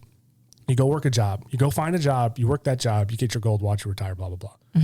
When I was coming out of high school, I was looking into going into automotive design or some sort of design, kind of forward. I wanted to work on cars. I wanted to build hot rods or design cars. That's what I wanted to do. That's cool. But my parents were like, they didn't understand it, I don't think. Yeah. And I'm not trying to they'll probably listen to this podcast and be like, what the hell, Dave? But the thing is, it's like, I remember them kind of, they were very supportive in everything I did. Like my mom bought my airbrushes when I was custom painting cars. So they were very supportive, but I think at the same time, they were like, we really just want you to go to school and get your degree. Because that's that old school thinking. And that's very much how this high school was. The high school was I'm going to tell you right now, I had one teacher. Is Bill Burnett. He was my shop teacher for automotive of all the places, collision repair. He was the one who was like, this kid likes to airbrush cars and paint cars. He would let me go off into the corner and just do that. And I was so good at it. He brought me a car and I got to paint an entire car where all these other kids were sitting in the classroom learning how to pull out dents. I was over here airbrushing and custom painting like an old 70 something Firebird. See, I think that's But he saw that and he was like, I want him to thrive. Right. Like we need more of that. Right. And I don't know how I got on this tangent. I apologize, like you bringing up the importance of arts in the community just really kind of brought that out at me. Cause I'm always like, people kind of just shrug it off as it's not very important. Like, no, you don't understand how important this really is and how important it is to some people who are coming up who really would be better off going into a graphic design field. Maybe they like to paint and draw, but they don't know what kind of careers are out there for them. They could go work for Coke or somebody and do graphic design and thrive. Right. But you're forcing them down a different path because you don't think art is important. Right. And that's frustrating. Yeah. I still see it. No, I get it. And I love that you kind of went down that road because it's to have teachers that recognize when a student is passionate about something and to nurture that is so important. It's really tough, I think, for kids to sit and, at the wooden desk for 7 hours a day and just, I could never do it. Just do the rote memorization of material and to get them excited about something. I mean, that's how you teach kids, you motivate them. And, from that, you're teaching them a strong work ethic and, they have to, to get kids excited about something. And the arts, it was tougher 30 years ago and for centuries before. But I do think that it's definitely changed. The great analogy is, for me, the one I always like to use is I could go to Ace Hardware and buy the toilet brush for $1.89 and it will do the job. It will scrub my toilet. Yeah. It will have a wooden handle, whatever. It's great. It's $1.89. I will not spend $1.89 on that brush. I will go to Target or online somewhere and find some $25 cutesy toilet brush that matches my personality and my, and that's a thing. That's where we are now. So, there is a place. Also, the critical. You're talking about math, and I go back to math because math it's a trigger for me. Well, clearly, a lot of people think that and I grew up thinking I was bad at math, and then I learned music, and I realized I'm good at math. But it's the same thing in the arts. I don't hate, but STEM. It's STEAM for me: science, technology, engineering, arts, math. The arts, you're learning the rule of thirds. You're learning perspective. There's math in that. Yeah, absolutely. So the kids who can't learn are not as quick to pick up things like trigonometry. They're learning math in a different way. They're still learning the fundamentals of math. They're learning it through visual arts then. Yep. I didn't learn math. I was horrible at math my entire adolescent childhood years. Math didn't really start clicking for me until I applied it to business and construction. Yeah. Where it was becoming practical, where I was doing a lot of measuring and figuring out angles when I was building things. Or if I'm running a business, I'm worried about money, profit and loss, things like that. When it was put into that practical perspective, that's when I'm like, oh, this is actually clicking. And it's funny how much more I've learned in my 20s than I ever did when I was in school. And I know that's probably a problem. Sorry, Lincoln High School in Ypsilanti, Michigan. But the reality is that is the case for me anyway. I didn't do well in school. I did very well in shop class. I did very well there. I call it shop class, but it was Regional Career Technical Center. It was collision repair course. Okay. And so I did very well there, but it's hands-on and it's practical. And I think that's I just think that's just the way I learn is it needs to be practical and put into something I'm going to do in my day to day so I can understand it. You know, that I love that. And that reminds me, we were talking about my father. Well, he came up a couple times when I got my, he's not overbearing or anything. Negative. When I was learning to drive, we learned how to change oil, how to change tire. My sisters and I put a new water pump in an 87 Chevy Blazer, and I learned how important the sealant is because it's important. And I know a car engine. I've changed out. I know when it's the battery versus the alternator. I know it's harder now because there's so much happening. Like you have to hook up a computer to the car engine. Yeah, it's more electronic now than ever. Sure. But I mean, I've got a 78 Toyota Land Cruiser FJ40. That car is simple engine, straight 6-cylinder. I can do anything on that engine. And it's what my father taught me. Like, you don't ever want to take your car into the shop and have somebody, pat you on the head like, oh, don't worry, little girl, it's either $80 or $800. Like, you should know. You should know. That's part of the responsibility of driving is to know that, and never ask somebody to do what you can't do for yourself. So learn how to do it for yourself. And then if you need help, ask for help. But, so yeah, I get it. The learning through doing and then getting more out of your 20s than your teenage years are just it's a hot mess. You're overwhelmed emotionally. Oh my God, not sure what things are changing. Yeah. You're trying to fit in. You're trying to find out who you are. Yeah. It's a pain, and I agree. There's a lot more there that could be a huge contributor to it as well. But again, you were taught something. It was put into practicality for you. If someone had just sat you down and said, "This is how you change an oil," you probably wouldn't care, or it wouldn't stick. But the fact that it's like, I'm gonna take you out to this vehicle. This is why it's important because you're going to drive this car, and you know what? You may experience low oil light comes on, check engine light comes on. You go, I'm going to go check my oil. Now you know how to do that. I still do it. It's yeah. No, I know. Well, I think that's smart. I keep that in mind if I ever do have children. I'm like, yeah, remember that. Teach them how to actually work on the car because that's important. It's like all these things you don't think about. What do you think?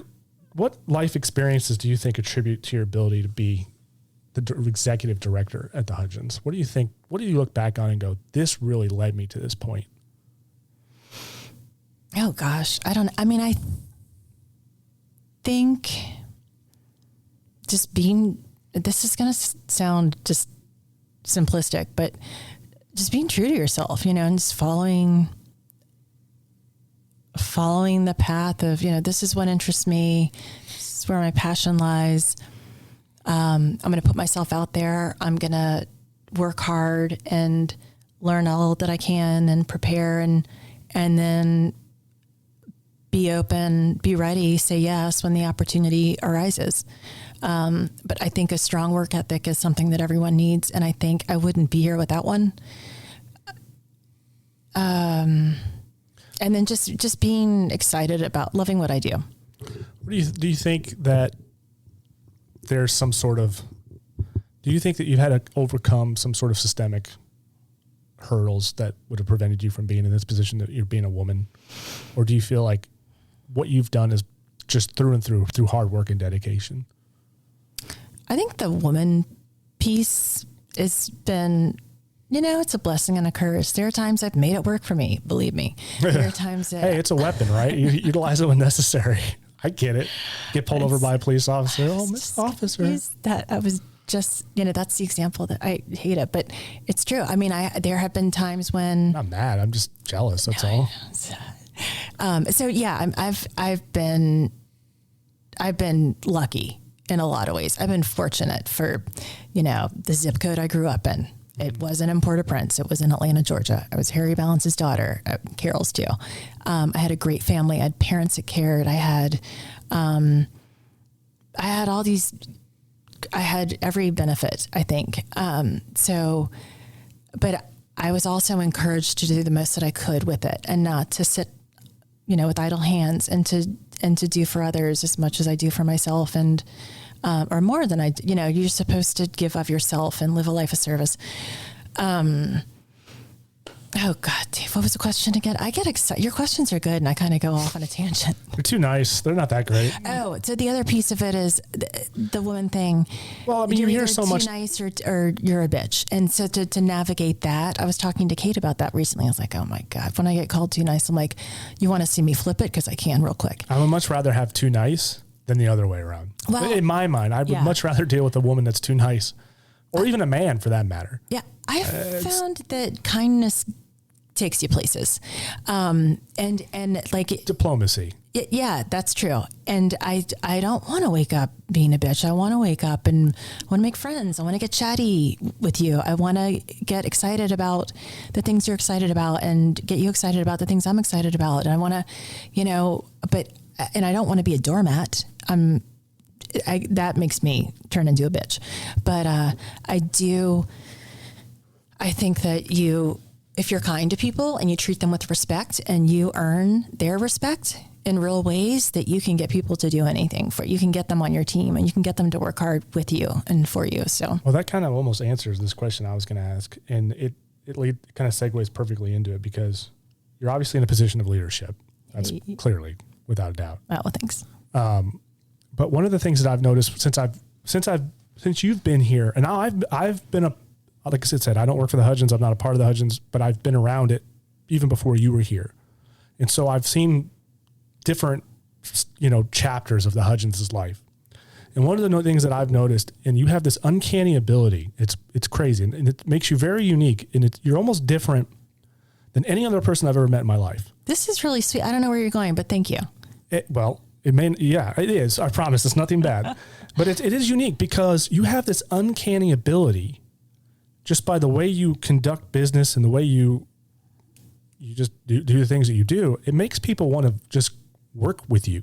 Oh. And I've seen that through walking the halls and being a part of the being in the Hudgens, talking to the employees, other people that work here, volunteers, whatever.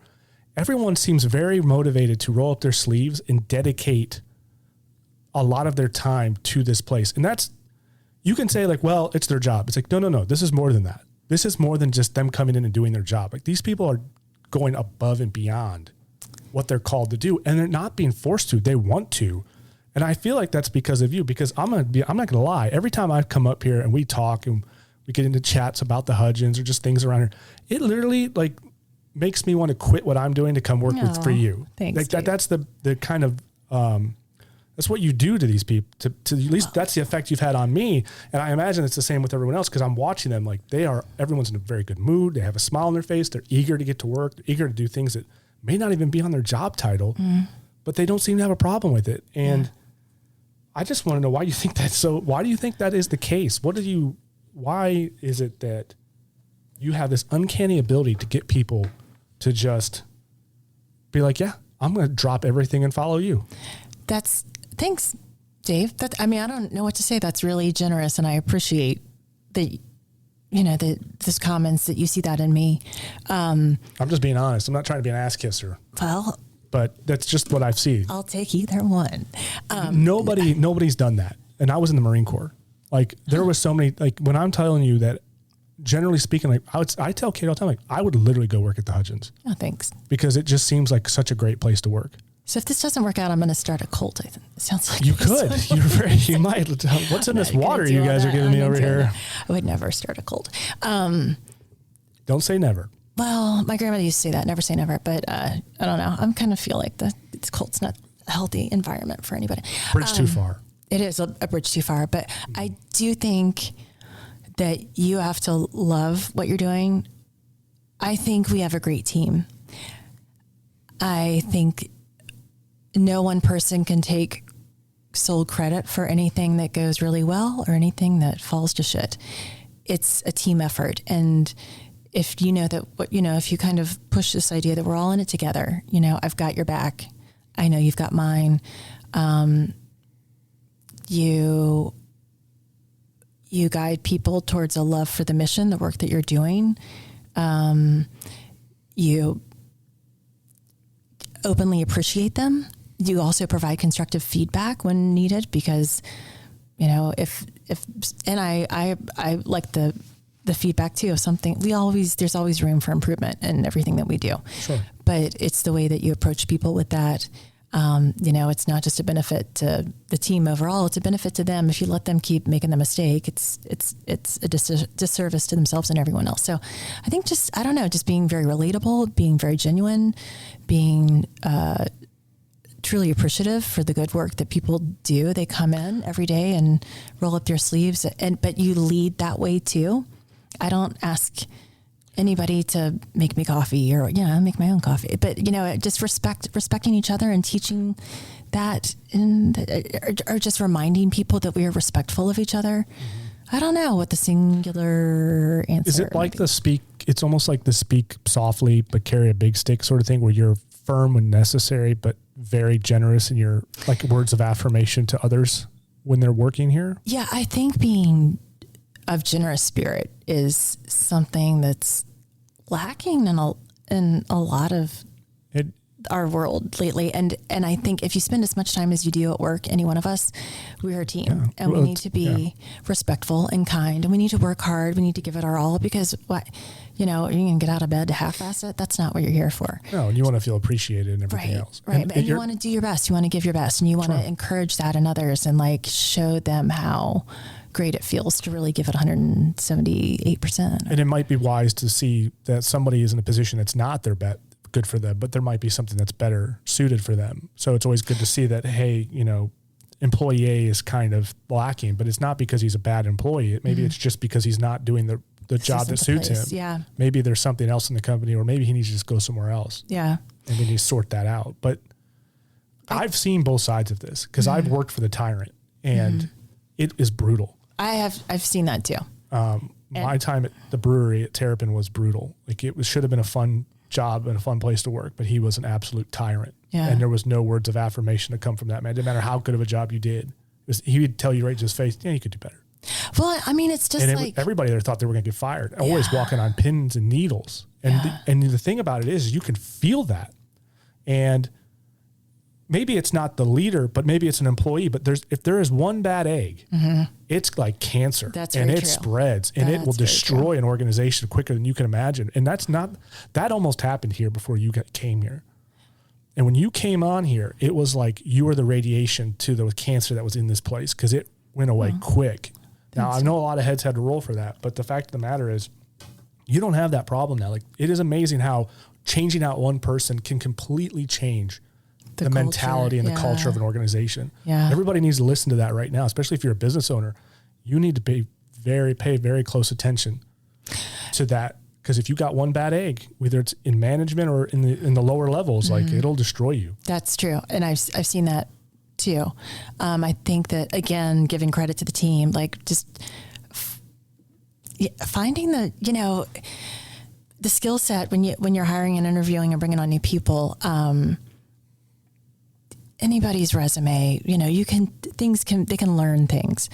You're looking at the personality, you're looking at, what will they bring to the team and the dynamic there. And, so I think having a good, strong team and those that are willing to, you work hard and they see what you're willing to do, and it's just like coaching a football team or something, everybody's in the locker room with the pep rally. Like, that's what we do here. We're not berating each other. This isn't open heart surgery. Nobody needs to be crying in the bathroom. We support each other. We work hard. Some days are better than others. We can openly vent if we need to. We all know that. But I've long felt that you don't earn respect by demanding it.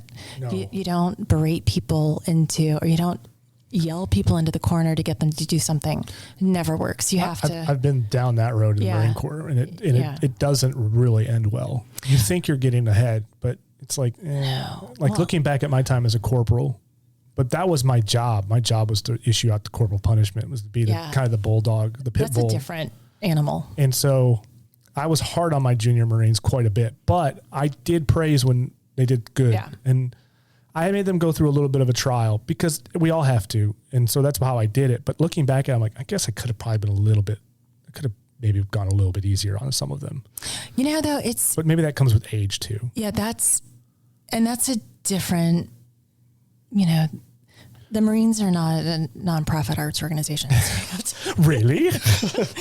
But it is kind of life or death with what we're doing. And we were ordnance, so we were dealing with explosives, and it's kind of like you got to get people to be awake, well, and that's the problem too. It's like you can't have a bad day. Right. You can't just be like, I'm gonna take a half-assed day today. It's like, no, you can't do that. We've got explosives here. We've got missions to meet and things to do. So it's a little different. I understand, but you have to put the fear of God in some of these kids. They're 18 years old. They don't know any better. Yeah. Yeah. And you're right. I think it is for their benefit and their safety that you're looking out for them. You're kind of scaring them into straightening up and flying right. Yeah. But, I mean, I got yelled at by a sergeant once because I took one of his guys from a different shop. He wasn't even an ordnanceman. He was a flight liner, and he was running into to go work on this aircraft that was shutting down that was still armed with live ordnance. It wasn't any ordnance that would have killed him. It may have been something that damaged the aircraft or maybe hurt him, but it wasn't anything very deadly. But I grabbed him by his shirt and yanked him back and yelled at him and said, "Don't you dare go into that aircraft when it's armed ever again." Yeah. Now, the sergeant got mad at me. And he yelled at me, like screamed, spitting in my face, "Don't you ever touch my Marines again." I said, "Look here, Sergeant, I don't care if there's a CAD, which is what it was, just a little explosive capsule, or if there's missiles underneath that aircraft. He needs to know not to go underneath there when it's armed, because if he makes the mistake now when it's just a CAD, he could make the same exact mistake when there's a live Hellfire missile underneath there. And then he does something stupid and it sets it off or damages it or does something that could harm the pilots of the aircraft. It's very serious stuff. He didn't see it from my point of view, and I almost got in a lot of trouble. But needless to say, I got my butt chewed. But I hate being that guy, but it's like I had to. There's a time and a place where sometimes you've got to put the fear of God in someone, and that's when I did it. And I'm like, "Look, dude," and I told him, I said, "Look, I'm sorry I had to pull you back, but you gotta understand, like, this is serious. This ain't child's play." Yeah. Well, and you think we were talking about psychology earlier, and it's the not like trauma light or whatever, like a good yelling at, or a moment where you're pulling somebody from their shirt back off of something that could potentially cost them their lives or others. People remember that. Like, there is memory associated to trauma. And I think about, and not car accident trauma, like your parents yelling at their kids because you were out after dark and you didn't tell them where you were or whatever, and then you end up sitting in the corner for half an hour. I remember those moments as a kid. Yep. And I didn't do it again. Yeah. But so there's a place for that too, where you're making sure that 18-year-old never ever does that again. They're going to remember that moment, and they're damn sure not going to make that mistake. Yeah, twice. He never did it ever again, by the way. He never went under a live aircraft ever again. He made sure that ordnance was there before he ever went back under. Yeah. And maybe I went above, like I said, that sergeant and that gunnery sergeant that pulled me in their office and screamed at me and spit in my face, they're looking out for their Marine, and I completely get it. Mm-hmm. And I'm like, okay, I get it. I see what's going on here, but that's fine. Yeah. And I took my lickings from him, and I remember walking out of the office, and all those junior Marines and stuff were sitting there, heard every bit of it. And they're all just looking at me like, "Oh, dude, you just got the biggest chewing of your life." And they're probably like, some of them probably thought I deserved it for what I did, but I don't take back what I did. Yeah. Because that's a dangerous place to be. Yeah. We got live aircraft, live munitions. You never know what's going to happen. You got to take it seriously. Well, you talk about this being a position of leadership, and it is, and I love that the way that it is, but it's very, very different from that level of leadership where, I made the joke, like, this isn't heart surgery over here. This is a happy place. We have a good time. Yeah. We work hard and we feel good about what we're doing. There's always room for improvement, but no, nobody's going to get a beat down. I like to motivate and excite and kind of rally the troops to get the job done and be right in there, the thick of it with them. Yeah. And that's another thing I noticed. You are setting up, tearing down, you're there with the troops working. And I think that's a thing that everyone needs to listen to as well, as if you're a leader, it helps that you roll up your sleeves with the guys on the ground. Yeah. And I think that's a big mistake that a lot of people in leadership positions professionally make is that they're C-suite employees and they think that they are above certain things. And it's true. Like there are certain things that, you need to prioritize how you spend your time, and you can't be doing some of the more mundane stuff, but you should know how to do the more mundane stuff. You should have done it at some point and have an appreciation for the person that's doing it now. Mm-hmm. You earn your place, and with that you earn the respect of others. And yeah. And that's very much how the military was set up for me. I think that's one of the reasons why I struggled so hard when I got out of the Marine Corps, was because I got thrown into positions where I think people think, oh, well, he's a Marine, he can just go be in a management position. Mm-hmm. I remember when I got to that brewery, it was like, I didn't know anything. I mean, I knew how to maintain machines and work with my hands and stuff. But as far as like the in and outs of the operations of that place and everything, I did not feel like I was qualified to be the maintenance manager. And I think that's one of the things that guy who was the tyrant, as I say, wanted me to be. He wanted me to manage. But there was a gentleman that had been in that brewery for 3 or 4 years before I got there, older than me at that. So here I am. This goes against everything I know. It's like, I don't know this place. I don't know how things work. I don't know what systems and operations you guys have. I have to learn all that first. Here's this old man who's been a maintainer here for years. He knows more than I do. I should be answering to him. Yeah. But they didn't want that. They wanted me to give him orders or something. And I'm like, that felt so strange to me. Because to me, it's like, you got to learn a little bit before you really start taking over a leadership role. It might be. You really got to kind of grow and figure some things out. At least have an idea of how things go and operate before you just start being that leader. Because people around you are going to go, why are you barking orders? Who the hell are you? That's you don't know nothing. You know what I mean? Yeah. Yeah. It's tough that's a tough situation to come into. It is. I don't know why I brought that up again, but you're bringing up some very dark areas of my life, Laura. It's a psychology. Here we go. No, but it's true. And the trick there is like, how do you get that person to rally alongside you? He was more than willing to. That was the crazy thing. He wanted to. He was such a nice old man. Yeah. His name was Randall. He was the nicest guy I ever met. Poor guy always thought he was going to get fired. He was like me. But he was more than happy to take direction, but I just didn't feel like I was in that position yet. Mm-hmm. It felt so strange to me, because in the Marine Corps, man, you start off at like the little peon and you have to work your way up. And that's what I did. So for me, I'm like, this is wrong. I'm like, I don't belong. I should be the guy just out there turning wrenches right now. I don't deserve to be barking orders at anybody. So, I don't know about that. That might be a little imposter syndrome that you're suffering from there, Dave. What is imposter syndrome? Tell me. No, I was just interested. Where you, what's the best way to describe it? Like you're out there, you doubt your place, like you feel like you walk into a room full of important people and you don't belong there. You're an imposter. But really you did work your way up in the Marine Corps. You made it this far in life, some things, and you walk into a room knowing that, at the end of the day, we're all just kind of idiots. We're all humans. We make mistakes. We have some successes, and I think a lot of people suffer from that from time to time, like walk into a room and feel intimidated or feel that they're faking it to make it imposter syndrome. I definitely felt it at the brewery. I never felt it when I had employees working when I had my renovation company and I had people working for me. I never felt that way there. Yeah. I felt very much like we were a team. We're doing this together, but I was in charge. Yeah. Everybody knows that. They were coming to me for every question that needed to be answered. But I was also the guy that would happily roll up my sleeves and get dirty with them. See, and that's the thing too. It's like that being your business, you could define you could define the parameters, you had more control. Yeah. And maybe that was easier just because I am the owner and they all knew that. And so it's like, you have to listen to me. Otherwise you're fired. I never had to say that. Like these are all older guys. And that's the thing too. They were all older guys. One guy was like 60 something. The other guy was in his 50s. These were all much older, way more experienced guys than me. Like these guys knew way more than I did. And yet for whatever reason, they just were like, what do you want us to do here? And I'm like, well, you know what to do. Like, why are you asking me? Like, you guys are way more competent and capable. In fact, they taught me so much. It's unbelievable how much they taught me, but I was their boss. But like I said, we had a mutual understanding, and I had no problem rolling up my sleeves and getting dirty with them. It was a much different world than what I came from that brewery. Yeah. It's so weird, you know? Yeah.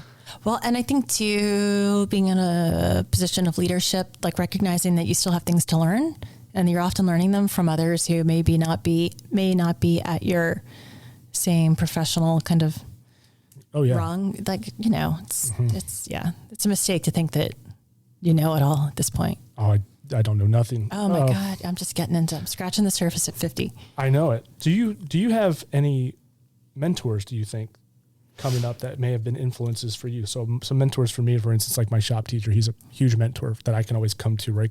Like, just think of it like that. You know, both my grandmothers, my younger sister who passed, it's kind of stinks because they're all dead now, but I do find myself having like conversations with them, not like I'm talking out loud, like in my car or whatever. It's okay if you do. I'm not going to judge you. Psychology keeps coming up. No, but I don't, but like, I'll just think through like, what would my sister Marthy do in this? Because she was sharp. She was just on the ball. No, that's a normal conversation. I think that. Yeah. And my, one grandmother, my paternal grandmother, was just a lot like me in terms of personality and like emotionally, I feel like she and I were connected. I don't know if that makes sense. We were both, she was very empathetic. She was very generous. She was very tough. She's a very strong woman. But she kind of wore her heart on her sleeve. I learned a lot of how not to do that from her and why not to do that from her. Then my maternal grandmother was, that woman, she would come up and spend Christmas with us, and we would chat while scrubbing down the kitchen cabinets with the, scrub brush and a bucket of hot water and soap. And like, that was just like learning to how good that felt. I know that sounds funny, but like the work ethic, like the doing, just keeping your hands busy. And, so I learned, people talk about their professional mentors, and I could list some people, but at the end of the day, it's the woman who raised me and who I grew up with, who taught me the things I consider to be most important. Yeah, I can relate with that. My father was certainly had a huge part in who I am. So I always look at him as one of my biggest role models. So yeah, the people closest to you, I think, is very important. It doesn't have to be a professional person. Some people lose sight of that when they think like of a mentor. They want to look outside the family. It's like, maybe not look out so far. Yeah, but my dad's a bastard. It's like, okay, but maybe you can still learn. Maybe he is the world's biggest bastard, but maybe you can learn something from that. Yeah. You know what I mean? Like there's something there that you can go, I can appreciate where he's coming from, but I'm going to do it this way. Or maybe I'm learning what not to do in some cases, like you said. In the true definition of the word, like these are the people who are shaping you. Yeah. In your critical years. And mentoring, I guess, is someone who's kind of helping to pave the way for you, or teaching you and shaping you. But, I don't know. I think my mentors were the people who had the most profound impact in making me who I am, I think, or helping me like find my way, were my grandmothers and my sister. Grandparents are good for that. Grandparents are great. They are very good to show you just kind of life lessons without even really saying anything. You can just watch them and how they act, especially because of that generation. Yeah. Because like my grandpa King was a World War II vet, and so that's his generation. And it's like, you think about the work ethic and the ideas and the things, the way they treat their wives, and you just kind of watch and you soak it in. Like, I was a huge sponge. I was the kind of kid that would sit and watch people. And that's how I'd learn. Like, my sisters are huge. My sisters don't realize this, but they're huge role mentors for me, because I watched all the dumb stuff that they did and got them in trouble. And I'm like, I ain't doing that. And that's why Mom and Dad said I was the easy one. I'm like, I'm the easy one because I was watching Desiree and Danny make all the mistakes. And I'm like, I'm not doing that. That was the opposite. Me. Yeah. And I would have been doomed if I was the oldest child. Oh my God. I don't know what I would have been like as the oldest. I was, I'm a great middle child, and I hold it over my parents' head all the time. That I suffer from the middle child complex. But my sister Katie, I learned what not to do from her. But she's great. She's one of my favorite people on the planet. So That's a great thing. Like I said, I'm a very observant person. I learned how to drive by watching my dad. I knew how to drive a car before I was ever even allowed to drive a car, because I would just sit there and watch my dad. I watched what he would do, turn the key, pull the lever, what pedals he would push on, how he would, just everything. I was so observant. I don't think he even realized how much I was watching him as a kid. Probably a scary thing to think about. I think, really quickly, going back to the what it means to be a great leader, or what it takes, or what works. Mm-hmm. My grandmother used to love people watching. I would sit on the park bench with her at Lenox Square, and we would just watch people. Yeah. And I've always, that's in cultural anthropology, you come in as an observer. And I have always found that to be like rule number one. You never walk into a room talking. As chatty as you like to be, maybe. But, walk in and listen and read the room. Mm-hmm. And look at the different personality types that you're about to engage with. Yep. Understand the best way to connect with them, what kind of response you're wanting to get from them based on that, like all of that, like people watching, being observant, listening, being able to read a room, like that's the best. That is trick, and working so with the team and getting them to, That is networking 101. It really is. And I was doing BNI meetings where we would all meet for lunch. Oh, I know those meetings. Yes, yeah. BNI. That's what I would do. When I first got there, I was very quiet. I'm always the quiet one in a new room. But I'll open up fast. I will talk. But it takes me a minute because I want to listen. Yeah. Like you do. And I want to see who's there and feel it out. Just kind of get the vibes of that room. It's so important. And it teaches you how to be kind of a shapeshifter? Code shifter. Like you learn, all right, this person seems more introverted. This is going to be a one-on-one conversation, and you're really going to want to come in a personal way and look them in the eye. And then you'll find the chatty person I'm very chatty. Who's just excited and wants to be excited with you. And so being a shapeshifter in that way too, is like working with different people and to kind of meet them where they are and connect with them. Mm-hmm. Where they are is important. It's an important skill set. Absolutely. Nothing's worse, at least in my mind, nothing would be more embarrassing than to be exposed as a fool. So if you go into a room and you just start running your mouth, you run the risk of offending and saying things that are just like how people can come into an organization and they just start running their mouth about it. And it's like, bro, you don't even know anything yet. Yeah. Like we haven't even told you what goes on here. Yep. And then you just made yourself look like the biggest ass. Well, and it's a lot of work too, to kind of, I've seen those people walk into a room, whether it's a boardroom or the workplace, and, we need to be doing X, Y, Z. It's like, well, you just got here and you don't know that we've tried that 3 different ways and it doesn't work for these reasons. And I'd be happy to, but in people's kind of panic sometimes to prove themselves. I think it happens, especially when you're younger. I've seen that. Oh yeah. Yeah. I think we've all been guilty of something in some way of that. Maybe in our younger years, we've all had our moment. Yeah. But you kind of learn I like to figure things. I like to sit and read the room before I start blathering my mouth out. Same way. There's some people I know I can walk in and start chatting right away, but rooms I don't know. New rooms, new people. I'm like, all right, let's figure this one out. Let's see who we're dealing with here. We're dealing with some uptight people, or these people wanting to joke around and have fun. Tell me, we're deep into the woods here, but tell me a little bit about the Hudgens. What is the Hudgens Center for the Arts? What would you say? How would you best describe this place? So it is community arts organization. We provide services through the visual arts to the larger community, through exhibitions, outreach, and education. We are inclusive. This is the 6th most diverse county in the country.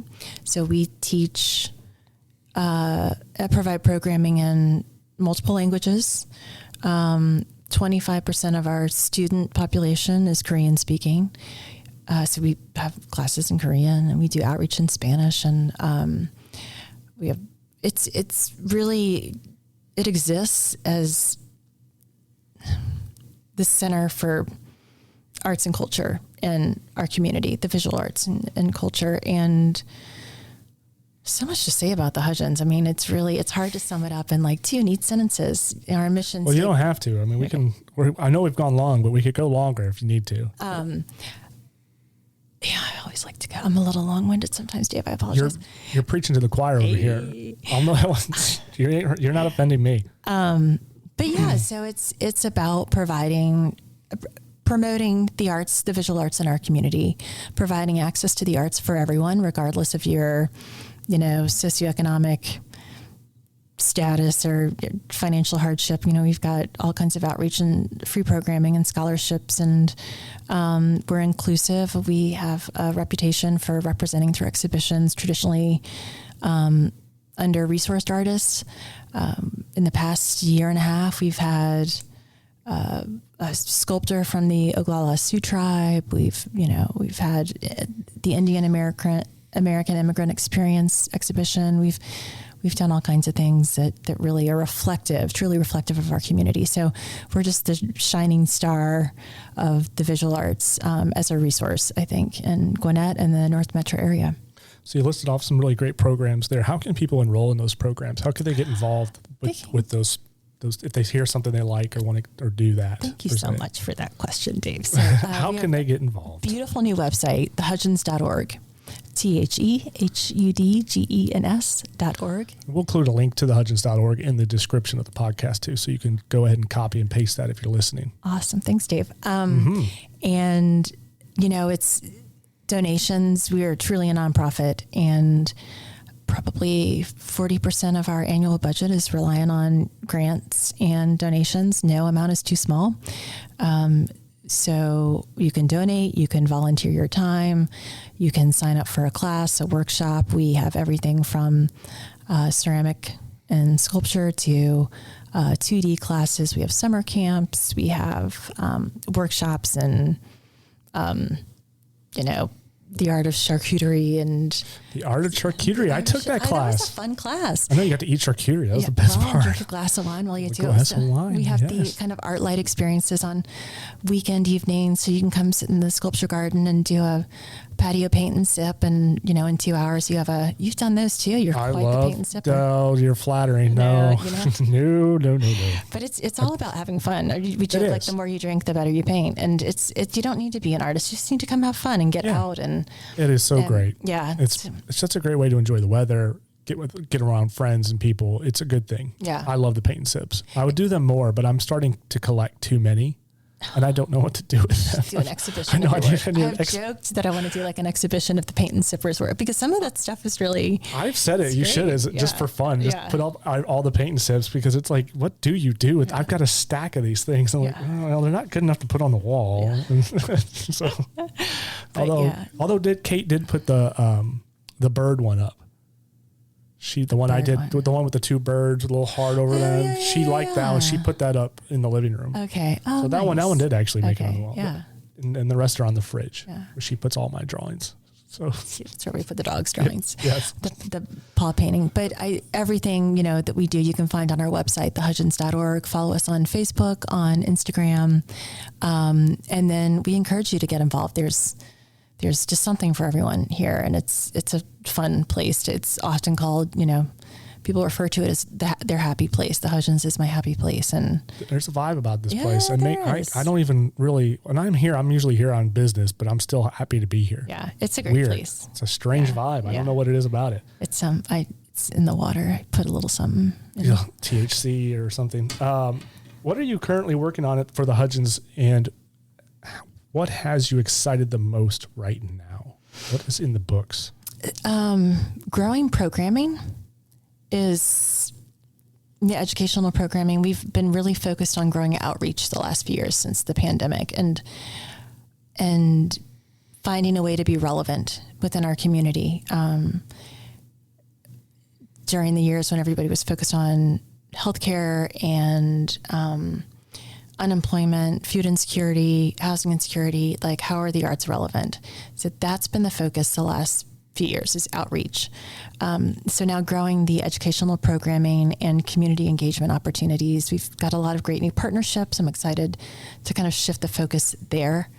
And then collaborating with our corporate and community partners to bring, more visibility to the arts, and partnership art installation projects we're talking about with Mayor Nancy Harris in Duluth and Alyssa Davis, Executive Director of Art Sugarloaf CID, partnering with Gwinnett County to install artwork in the Gwinnett Justice and Administration Center.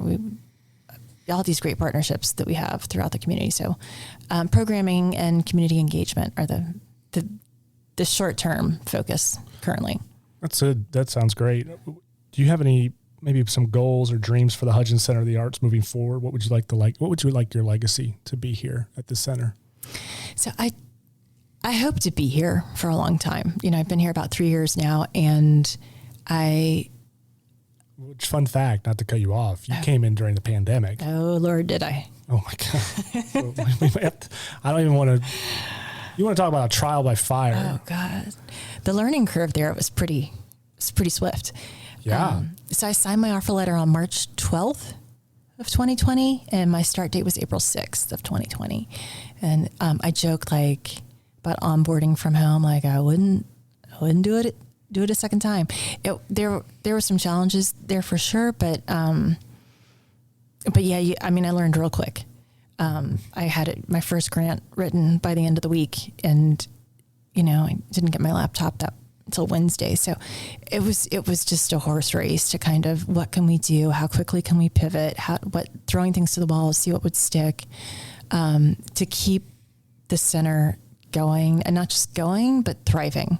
Right. But we did it. And to the great credit of a super strong board who stuck their necks out, rolled up their sleeves, a great team that was, it was not easy, but they were working from home around the clock, and we all kind of were. And, it's nice to think about moving forward now. We were treading water for a little while there just to make sure we were stable, but now we're looking at bigger things. And I would like to see the Hudgens physical spaces brought up to standard. I would like to focus on some capital improvements long-term, that would really physically highlight the Hudgens as the arts and culture hub of North Atlanta, the North Metro area, because there's so much opportunity here. There's so much potential.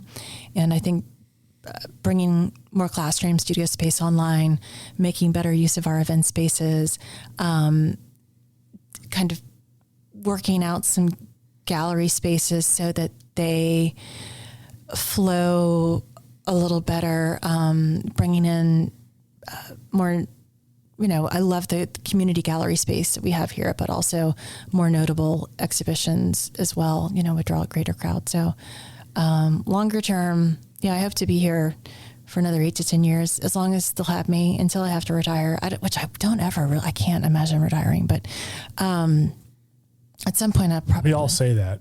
I know. And then my dad, who's retired, is like, we all say that till you've been somewhere for 43 years, and you're like, I've had enough.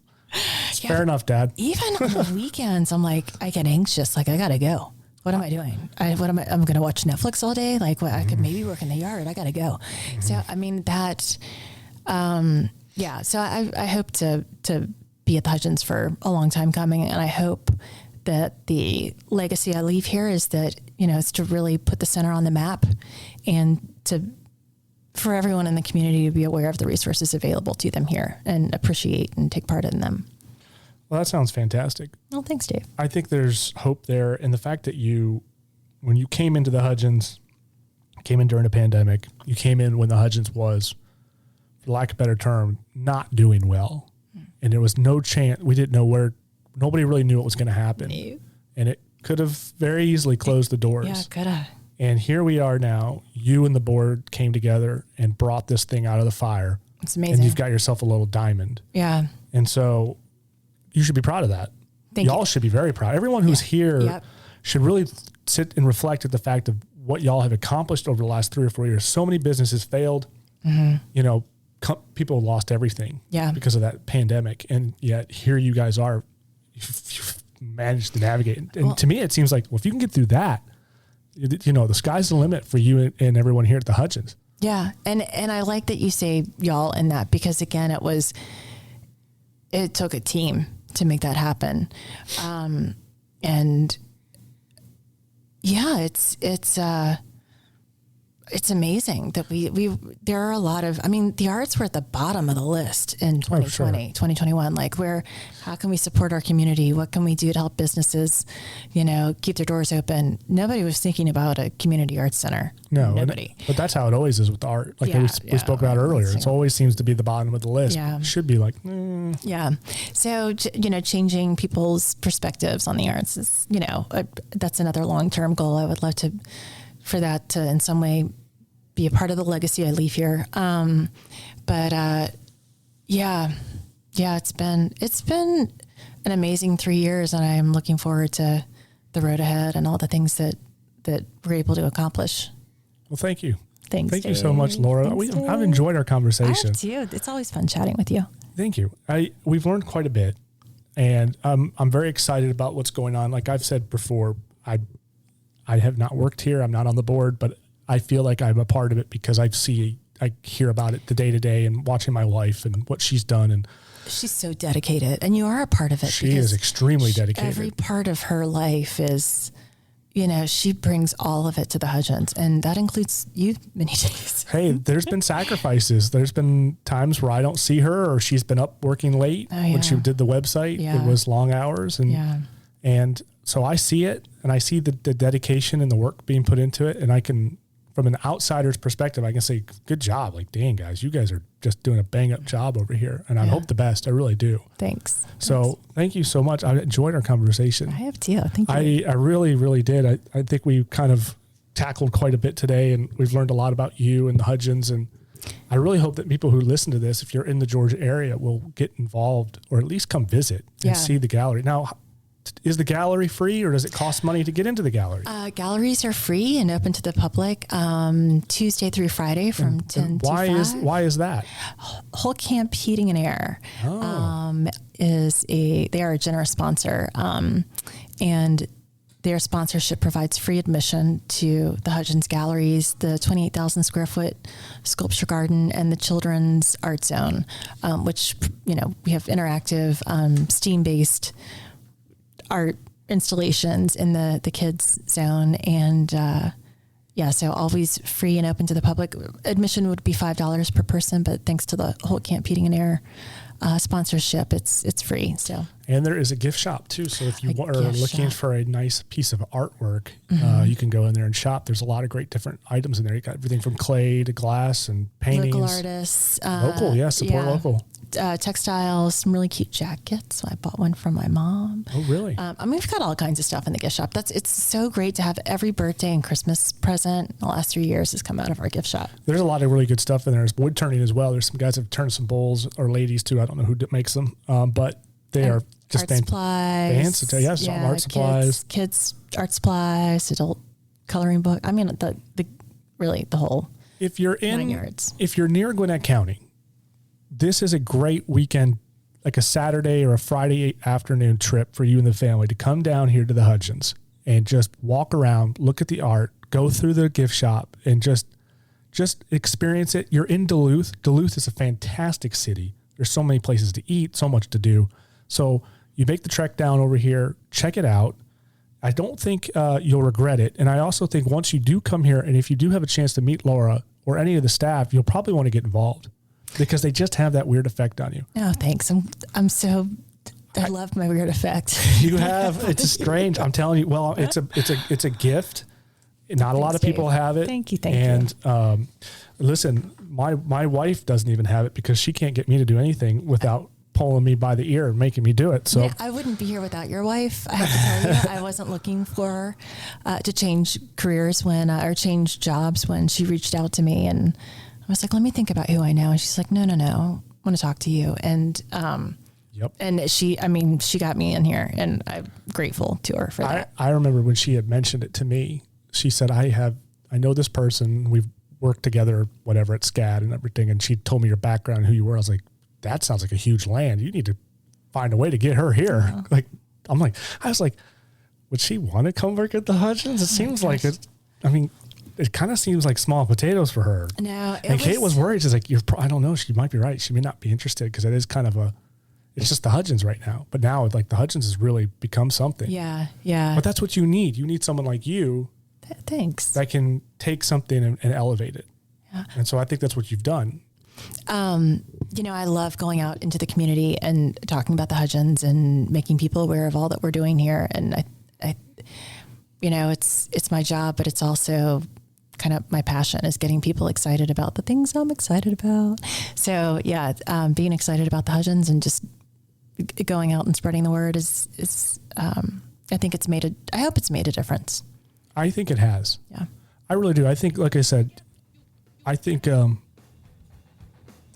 you've really done a great job here. I think the future is very bright for the Hudgens. I hope so. I'm excited to get involved in some way or another. And I asked today if there was going to be a Hudgens party, and Kate said you guys put the kibosh on the Hudgens party. We did put the kibosh on the Hudgens party. I'm so mad about that. I look forward to the Hudgens party every year. We're going to do a different kind of party. Okay. So it's, we're just going to kind of tweak that, retool it, so that to grow the audience. We want an event that is of interest to a lot of people. And I think the party's a good time, but something we can do to keep the ticket prices such that they're more accessible to a larger part of the community, younger people. So we will have a good time this year. I promise. Oh, I have no doubt. Okay. I'm looking forward to the next paint sip. Okay. Oh yeah. I guess end of April. So it's end of April. I might be out of town that time. I'll have to come to the next one. Might be on a golf trip.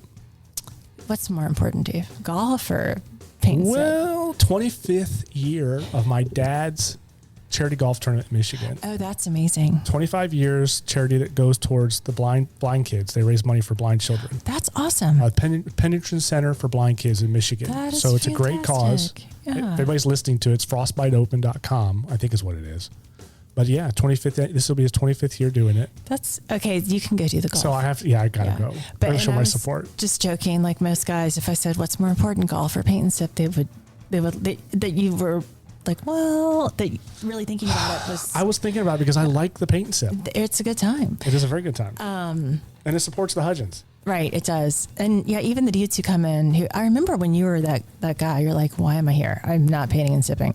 And I got way into it. I got way too into it. It's always the guys who come in and they're like, my wife dragged me. Like, what am I doing here? And then they have a beer or two and they're so focused and they're just having a great, it's fun. Always the guys that are laser focused on I don't know what it is. The girls are off drinking their wine, laughing and just blah, blah, blah, blah, painting whatever. Yeah. And then the men are like, serious, stoic, and just painting their picture. Yeah. Don't talk to me. I'm trying to get this line right. I don't know what it is. It must be. That's just the difference between men and women. Yeah. Laura, thank you so much for coming on this podcast. I really appreciate you giving me this time. Yeah. Hopefully I didn't take up too much of your time. We went a little longer than normal. I've enjoyed it. It's a pleasure. Thank you so much for having me. I'm honored that you would invite me on and take the time to learn more about the Hudgens and share the word of the Hudgens with others. And I really appreciate the opportunity. Well, when we hit some more milestones, we'll have to have you back on. We'll talk about it some more. I would love to come back on. Thank you so much. Okay. Thanks, Dave. Thank you. Okay. And thank you everybody else for listening to The Rant. I appreciate it so much. If you like the show, please go on and rate it. You can go to iTunes, Spotify, Google, wherever you get your podcasts and rate us. It doesn't cost you a dime, but man, does it help me out so much. If you like this show and maybe you have some comments or questions that you'd like answered, you can always reach out to Laura or anyone else at the Hudgens. What's the website again? www.thehudgens.org. There you go. You can reach her there if you have any questions or want to enroll in a program. But you can also, if you have questions for me or comments about the program, the show, or what you thought, you can always hit me up. You can hit me up at davidking.therant@gmail.com or social media. Hit me up on Twitter, Instagram, Facebook. Let me know what you think. I'd love to hear from you. I do respond to the comments. So thank you guys so much for listening and have a great night.